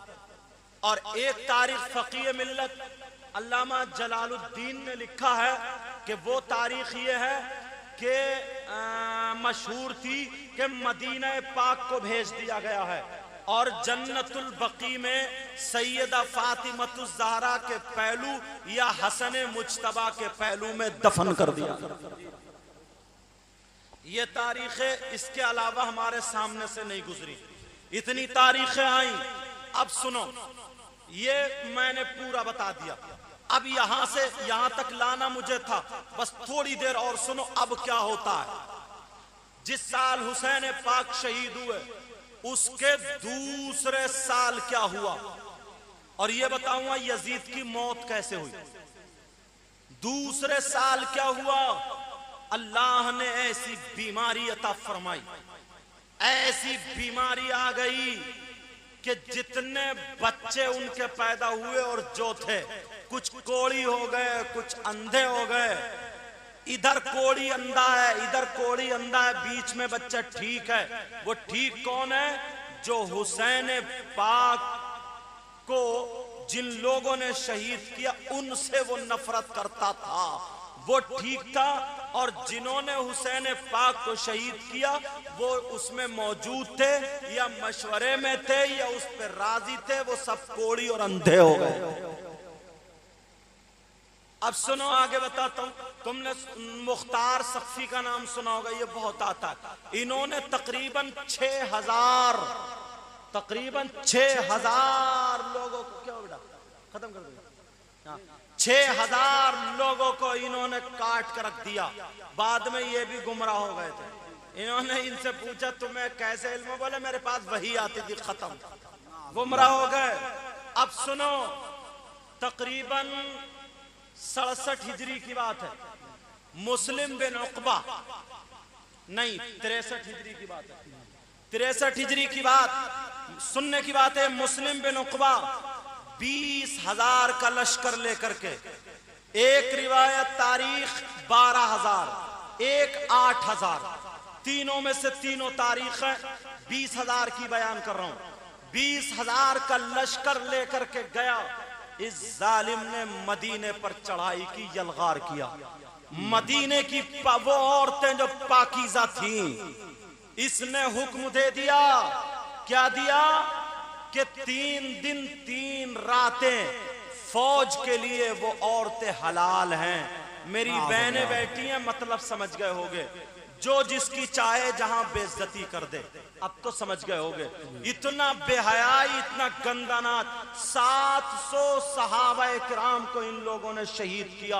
वो मस्जिद नबवी जो मेरे नबी ने अपने हाथों से बनाई थी, वो मस्जिद नबवी जिसमें मेरे नबी का पसीना और सजदे दोनों मौजूद हैं, वो मस्जिद नबवी का मिंबर जिस पे खड़े होकर के पैगंबर इस्लाम ने पूरी दुनिया को इस्लाम का मैसेज दिया था, इस्लाम का पैगाम दिया था। लेकिन इन जालिम यजीदियों ने क्या किया?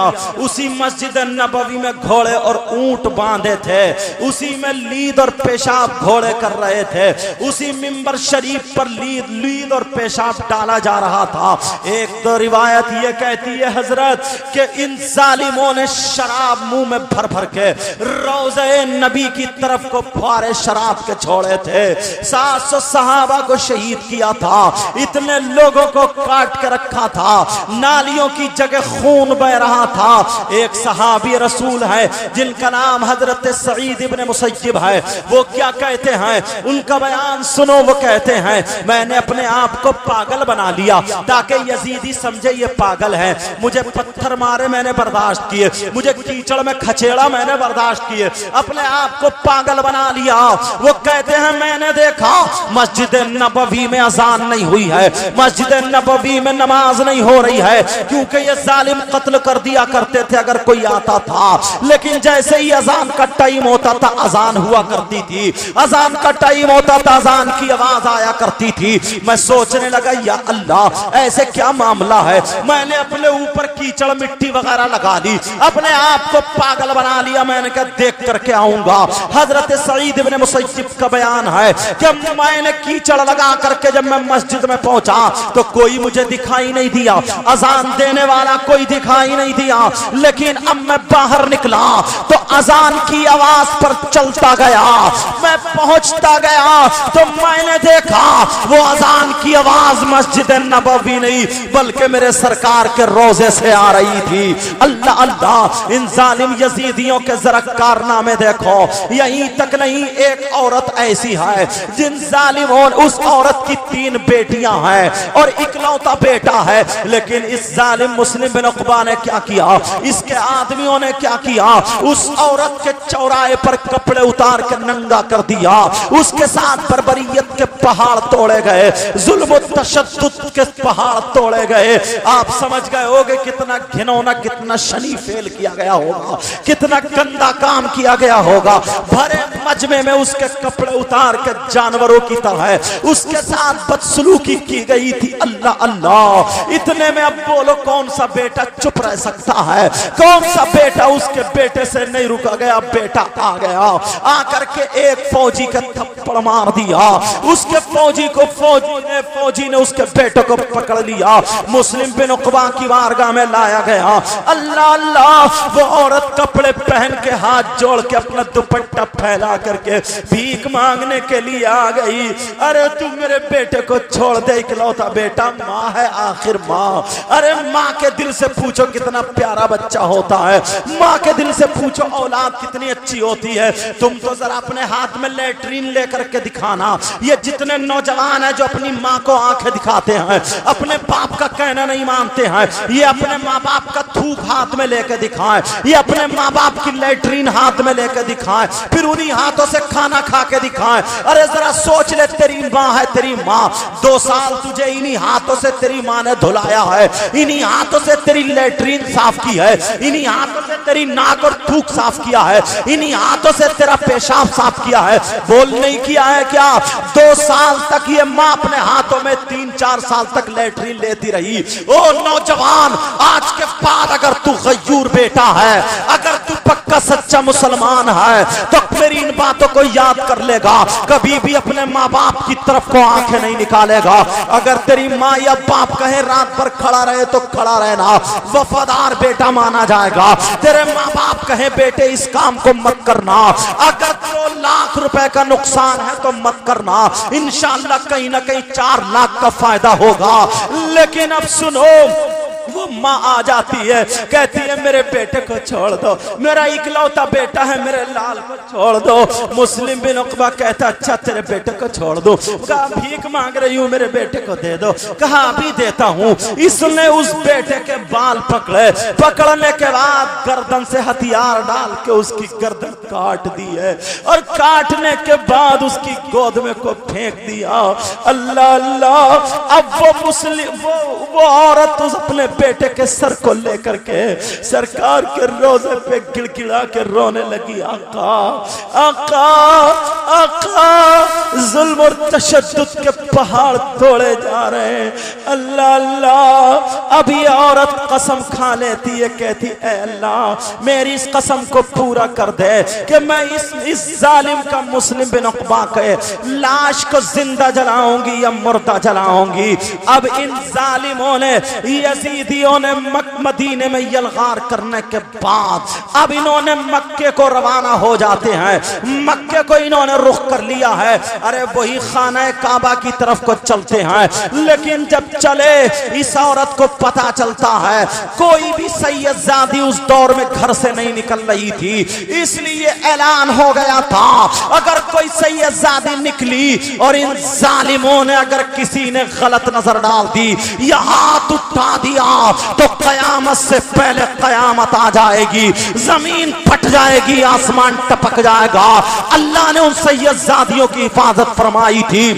अल्लाह अल्लाह। जब मुस्लिम बिन उकबा चला गया, एक सैयदजादी निकल के नाना के रोजे की तरफ को जब आती है, जैसे ही आई तो वो औरत सैयदजादी के कदमों पे गिर जाती है और रो रो करके गिड़गिड़ा के कहती है ओ सैयदजादी तुझे वास्ता तेरे नाना का, ओ सैयदजादी तुझे वास्ता तेरी माँ फातिमा का, ओ सैयदजादी तुझे वास्ता तेरे बाप अली का, ओ सैयदजादी तुझे वास्ता करबला वालों का, ओ सैयदजादी वास्ता तुझे पंजतन पाक का, ओ सैयदजादी मेरी ये तमन्ना पूरी करा दे, मेरी ये आरज़ू पूरी करा दे।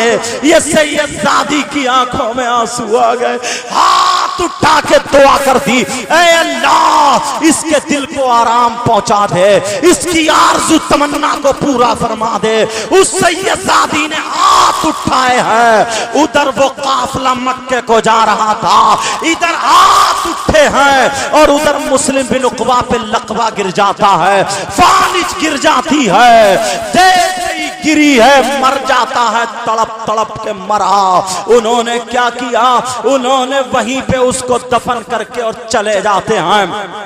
जब इस औरत को खबर मिली मुस्लिम मर गया है, मुस्लिम बिन उकबा मर गया, फुला जगह है, अब ये 2 आदमियों को लेकर के वहां पर पहुंचती है। जैसे ही वहां पर पहुंची, इसने कब्र पूछी कौन सी है, ये है। जब कब्र खोदी, अल्लाह अल्लाह, उसका यहां से चेहरा बिल्कुल काला हो चुका था, जैसे कोयला ऐसा जिस्म हो चुका था, और उसे सांप बिच्छू लिपटे पड़े थे। एक सांप तो ऐसा था जो 4 मुंह वाला सांप था, उसके 2 मुंह ऊपर थे, 2 नीचे थे, गर्दन में लपेटा डाल के, कमर में लपेटा डाल के, ऊपर वाले मुंह से नाक के नथने पकड़े हुए था और जबान की जड़ें पकड़े हुए था, और नीचे वाले मुंह से यहाँ पे तलुए पे एक मुंह लगाए पड़ा था, दूसरा मुंह दूसरे तलुए पर जहर चढ़ा रहा था। ऐसे तड़प रहा था जैसे बिजली का करंट लग रहा हो। लोगों ने कहा नहीं इसे हाथ मत लगाओ, अरे इस पे तो पहले ही अज़ाब इलाही नाजिल हो रहा है, इस पे तो पहले ही इतना अज़ाब हो रहा है। औरत कहती है नहीं, मैंने कसम खाई, कसम पूरी करूंगी। औरत ने वुजू बनाया और वुजू बनाने के बाद 2 रकात नमाज पढ़ के दुआ की है, ऐ अल्लाह मेरी मदद फरमा दे। एक कुदरत इलाही से एक छड़ी आ जाती है, इतनी बड़ी लकड़ी और आवाज आती है, ऐ औरत इस सांप के ऊपर ये लकड़ी टच कर दे। अल्लाह अल्लाह, जरा बहादुरी तो देखो, इस औरत की हिम्मत तो देखो। इसलिए उसके बेटे की गर्दन को काट दिया था इसके सामने, उसकी इज्जत नीलाम की गई थी। अल्लाह अल्लाह, ये औरत जो है इसने लकड़ी ली और कब्र पे हाथ लगा करके जरा हिम्मत देखो, इतने जहरीले सांप के ऊपर जरा मार देना ये बड़ी बात है, आदमी से नहीं होगा। उस औरत ने लकड़ी को ऐसे टच किया, मगर उसे यकीन था कि जब मेरी मदद हो रही है तो होगी। लकड़ी को टच किया है, सांप गायब हो जाता है। जैसे ही सांप गायब हुआ, बिच्छू गायब हो गए। इस मुस्लिम बिन उक़बा की लाश को निकाला, 3 बांस ऐसे करके खड़े किए, इसकी लाश को टांग करके ऐलान कर दिया, लोगों देखो, जानते हो ये कौन है?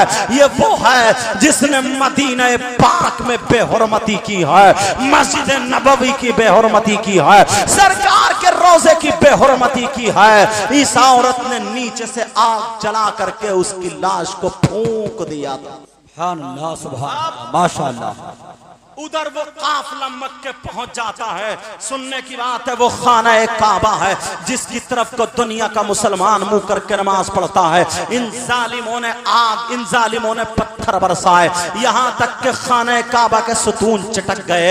आग, गंदक, राल के गोले बना बना करके जब इन्होंने फेंके तो खाना काबा में आग लग गई है, खाना काबा का गिलाफ जल गया है। और वो सींग आपने सुना होगा, हजरत इब्राहिम ने जब अपने बेटे हजरत इस्माइल को ज़बा करने लिया था तो अल्लाह ने जन्नत से दुम्बा भेजा था, इस्माइल को निकाल लिया, दुम्बे को रख दिया। वो दुम्बा जो था ज़बा हो जाता है, उसका गोश्त कहाँ गया, उसकी हड्डी कहाँ गई, उसका खून कहाँ गया? मैं सबका जवाब एक ही मर्तबा में दिए देता हूँ, बात को फैलाना नहीं चाहता हूँ। एक आसमानी आग आती है, आने के बाद सारी चीजें उठा करके ले जाती है, सिर्फ सींग रह जाते हैं। वो उस दुम्बे के सींग बतौर यादगार खाना काबा के अंदर रखे हुए थे। हजरत इब्राहिम से लेकर के मेरे नबी के जमाने तक थे, मेरे नबी के जमाने से सिद्दीक अकबर के जमाने में थे, फारूक आजम, उस्मान गनी, मौला अली हसन, हजरत अमीर मुआविया रज़ियल्लाहु ताला अन्हुम के जमाने में थे, यहां तक के अब तक थे। लेकिन जैसे इन जालिम यजीदियों ने जब आग लगाई थी, आग के गोले बना करके भेजे थे, तो खाना काबा का गिलाफ भी जल गया था और वो सींग भी जल गए थे। अब भी इनका कलेजा ठंडा नहीं होता है। अब रबीउल अव्वल शरीफ का महीना है, इसकी 15 तारीख है। उधर कोलिंज की एक बीमारी में यजीद मुब्तला हो जाता है और वहां पे तड़प तड़प के मर जाता है। इधर ऐलान हो गया, ओ यजीदियो, तुम्हारा गुरु घंटाल मर चुका है। वो यजीदी जालिम है, फासिक और फाजिर जो था वो मर चुका है।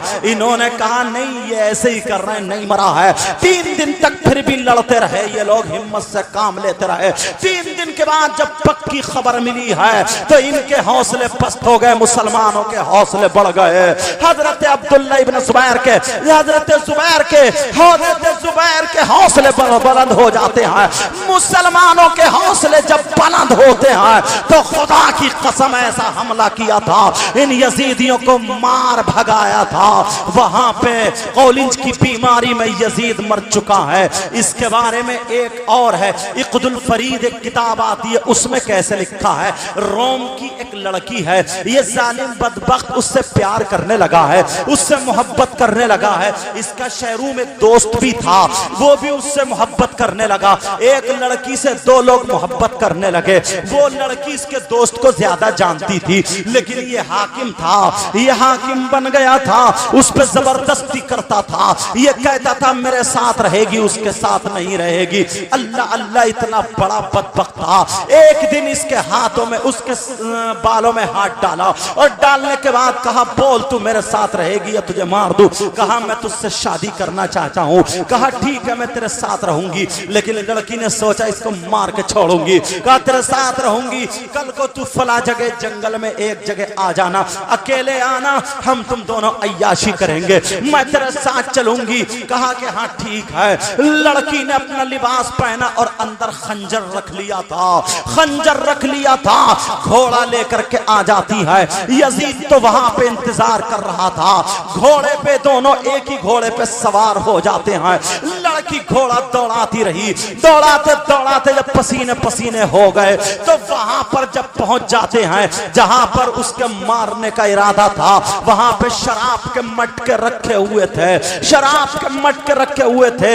इस लड़की ने अपने कपड़े हल्के से उतारे। आप जान रहे हो मेरी बहनें यहाँ पे बैठी हैं, अय्याशी के तौर तरीके इसने शुरू कर दिए। लड़की ने जो था उसको शराब पिलाई। अब ये शराब के नशे में लड़की के ऊपर को जाता था, लड़की बच जाती थी। इसके हाथ नहीं आती, इसको थका लेती है। शराब पिला पिला के इसको खूब थका लिया, थका थका करके इसको शराब पी है, लेकिन हाथ लगाने नहीं दिया। अब माहिरीन ये कहते हैं, शराब पीने वाले ये कहते हैं, अगर जितना थका करके शराब पिलाए उतना ज्यादा शराब गालिब हो जाती है। अल्लाह अल्लाह, इसको इतनी शराब पिलाई, इतनी पिलाई, ये मदहोश हो करके वो लड़की गा रही थी, वो लड़की डांस कर रही थी। अब कैसे कपड़े पहने होगी आप समझ रहे होगे। वो लड़की नाच रही थी, गा रही थी, इसको लुभा रही थी शराब पिला पिला करके, और ये मस्त था। अब जब ये बेहोश हो गया, लड़की ने देखा अब इसमें हिला जुला के कुछ नहीं है। लड़की ने खंजर निकाला, निकालने के बाद इस बदबख्त जालिम यजीद को मार दिया था। उस लड़की रोम की जो थी इसको मार दिया है।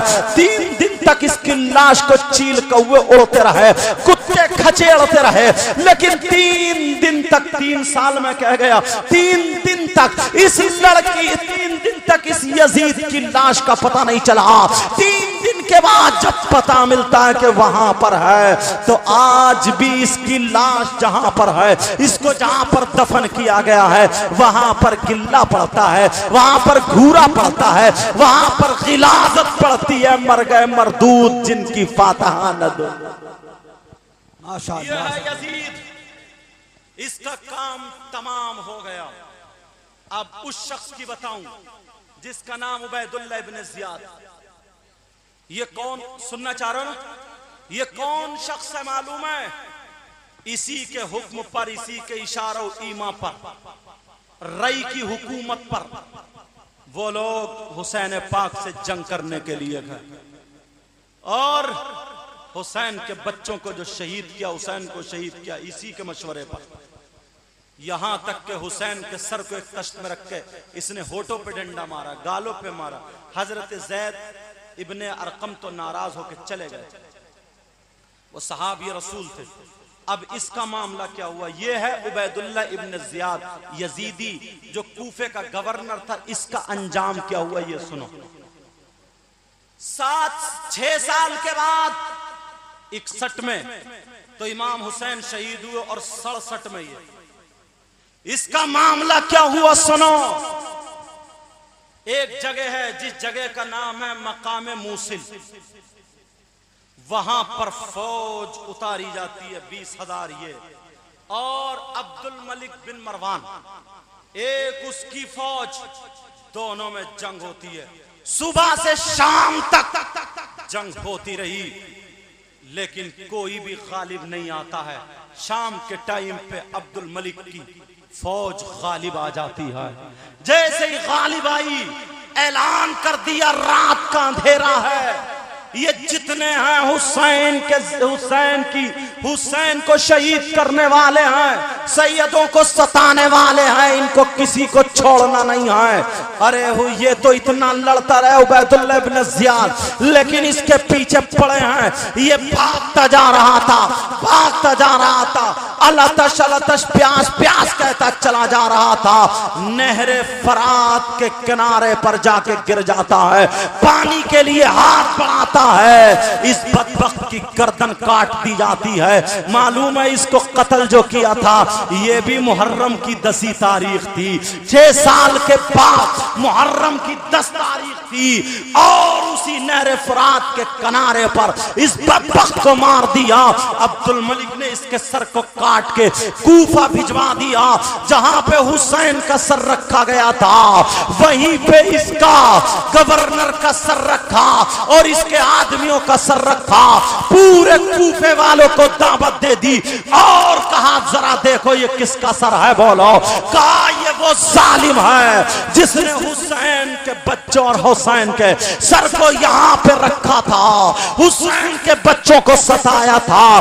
नवासे रसूल का कातिल है ये, उसका सर है। बोले क्या किया जाए? कहा इसको जला दिया जाए, जला दिया जाए। हम सब राजी हैं इस बात पर।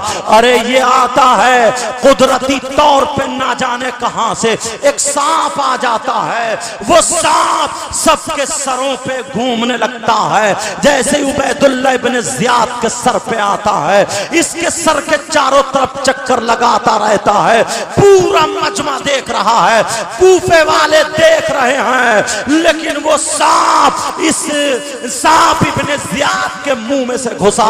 इतना मोटा सांप अल्लाह की कुदरत से मुंह के करीब आता तो पतला हो जाता है और अंदर घुस जाता है। खोपड़ी में अंदर घूमने के बाद नाक में से बाहर निकलता है, फिर अंदर घुसता फिर निकलता है। 3 मर्तबा ऐसे करता है और करने के बाद वो सांप चला जाता है, गायब हो जाता है। लोगों ने कहा देखो ये इसकी सजा तुम्हें दिखा दी गई है।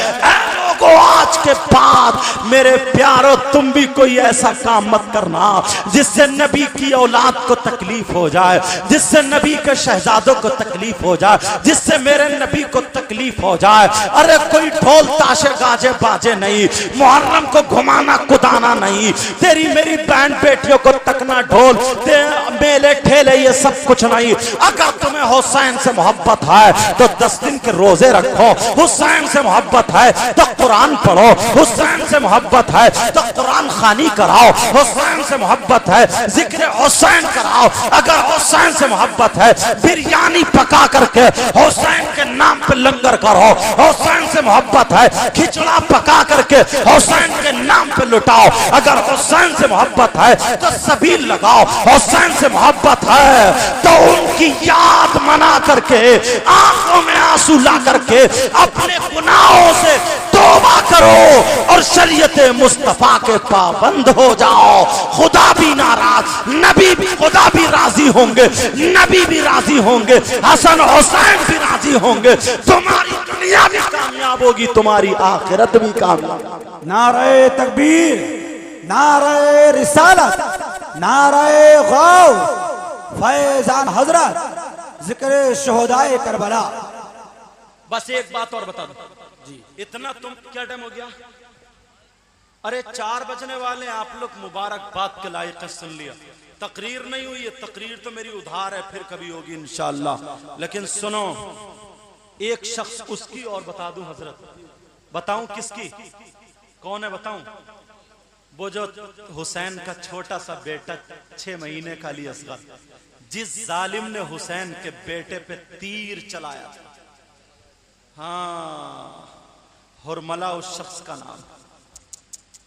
और हजरत मैंने तीर के बारे में पढ़ा है, तीर भी उस जालिम ने वो चलाया था जो घोड़ों पर चलाया जाता, बड़ा तीर चलाया था छोटे से बच्चे पर। ये गले को फाड़ता हुआ ऐसे, जब बच्चा गोद में होगा तो गला यहां होगा, हुसैन का बाजू यहां, गले को फाड़ता हुआ हुसैन के बाजू में पैवस्त हो गया था वो तीर। उस शख्स का क्या हुआ उसका और सुन। और वो खुश हुआ था, उसने एक जुमला बोला था, देखो हुसैन का बेटा पानी के लिए कैसे पांव फड़फड़ा रहा है। हुसैन ने कहा तू भी फड़फड़ा करके मरेगा और पानी तेरी प्यास नहीं बुझा पाएगी। अब मालूम है उसके आगे का हिस्सा उसको अल्लाह ने ऐसा अजाब नाजिल फरमाया, उसका आगे का हिस्सा बिल्कुल गर्म हो गया और उसका पीछे का हिस्सा बिल्कुल सर्द ठंडा हो गया था, बर्फ की तरह। आगे लोग बर्फ लगा रहे थे, गर्म था, और पीछे लोग सिकाई कर रहे थे और कहता था अलतश अलतश अलतश, पानी पानी पानी पानी पानी, तड़पता था, पांव पिटपिटाता था। जब सारे लोग परेशान हो गए, पानी पीते पीते ऐसे अजाम में मुब्तला, सब में शोहरत हो गई, यही वो जालिम है जिसने पहला तीर चलाया था। नन्हे अली असगर के पांव हिले थे, आज ये पांव पिटपिटा रहा। पानी पीते पीते पीते पीते इसका पेट फट गया और ये जालिम मर गया।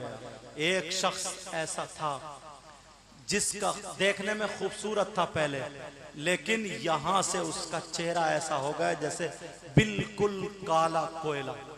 पूछा कि भाई तेरा क्या हुआ? बोले क्या बताऊं, यह शख्स वो यजीदी था जिसने हुसैन पाक के सर को अपने घोड़े की गर्दन में लटकाया। ये यजीदी वो है जिसने हुसैन पाक के सर पाक को अपने घोड़े की गर्दन में लटकाया था। इसका चेहरा काला। इससे पूछा कि क्या होता है? बोले क्या बताऊं, दो शख्स आते हैं और रोजाना मुझे उठा के ले जाते हैं। ले जाने के बाद मेरे नबी वहां पे बैठे हुए होते हैं, एक खून का प्याला सामने रखा हुआ होता है, नबी के सामने ले जाया जाता है तो मेरे नबी मुंह फेर लेते हैं, और जब मुंह फेरते हैं तो ये दोनों पकड़ के उसको ले जाते हैं। एक आग, काले रंग की आग, लिपटमा ऐसे लपेटे मारती हुई आग जलती होती है। एक मेरे पांव पकड़ता है, एक हाथों के साथ कमर पकड़ता है, और पकड़ने के बाद यहां से मेरे मुंह को उस आग में जलाता है। रात भर वो जलता रहता है। सुबह जब हो जाती है तो मैं ठीक हो जाता हूँ। मैंने कई मर्तबा जहर भी खाया कि इस अजाब से बेहतर है मैं एक ही मर्तबा मर जाऊं, लेकिन मुझे मौत भी नहीं आती है। एक शख्स वो है कि इसका मुंह एक दिन इधर टेढ़ा हो जाता है और एक दिन इधर टेढ़ा हो जाता है। इससे पूछा तू तो अच्छा खासा है, तेरा मुंह कभी इधर को घूमा हुआ होता है, दूसरे दिन इधर को। ये शख्स वो था जिसने हुसैन की सगी बेटी, जिसका नाम हजरत सकीना, उनके थप्पड़ मारा। कानों की बाली खींच रहा था, सकीना ने मुंह ऐसे करा, इस जालिम ने थप्पड़ मारा था। कहा मुझे एक शख्स आता है और उठा के ले जाता है, पहाड़ी पे बिठा करके ऐसा थप्पड़ मारता है, मेरा मुंह दिन भर इधर को ही, हमारा आगे को है, इसका इधर को रहता था। दूसरी रात को दूसरा शख्स आता है, वो पहाड़ी पे बिठा करके उल्टा थप्पड़ मारता है, दूसरे दिन इधर को मुंह हो जाता है। ये अजाब पूरी दुनिया को दिखाने के लिए है, देखो नबी की औलाद को सताने वालों का क्या अंजाम हुआ। बस मैंने ये इतना बताया है। अब कभी अगर जिंदगी रही तो इंशाअल्लाह हमारी आपकी मुलाकात होगी, गुफ्तगू होगी। अभी सलाम होगा, फिर दुआ होगी, यही तो होगा। हाँ इंशाअल्लाह। अगर किसी भाई को मेरी बात बुरी लगी हो, मैं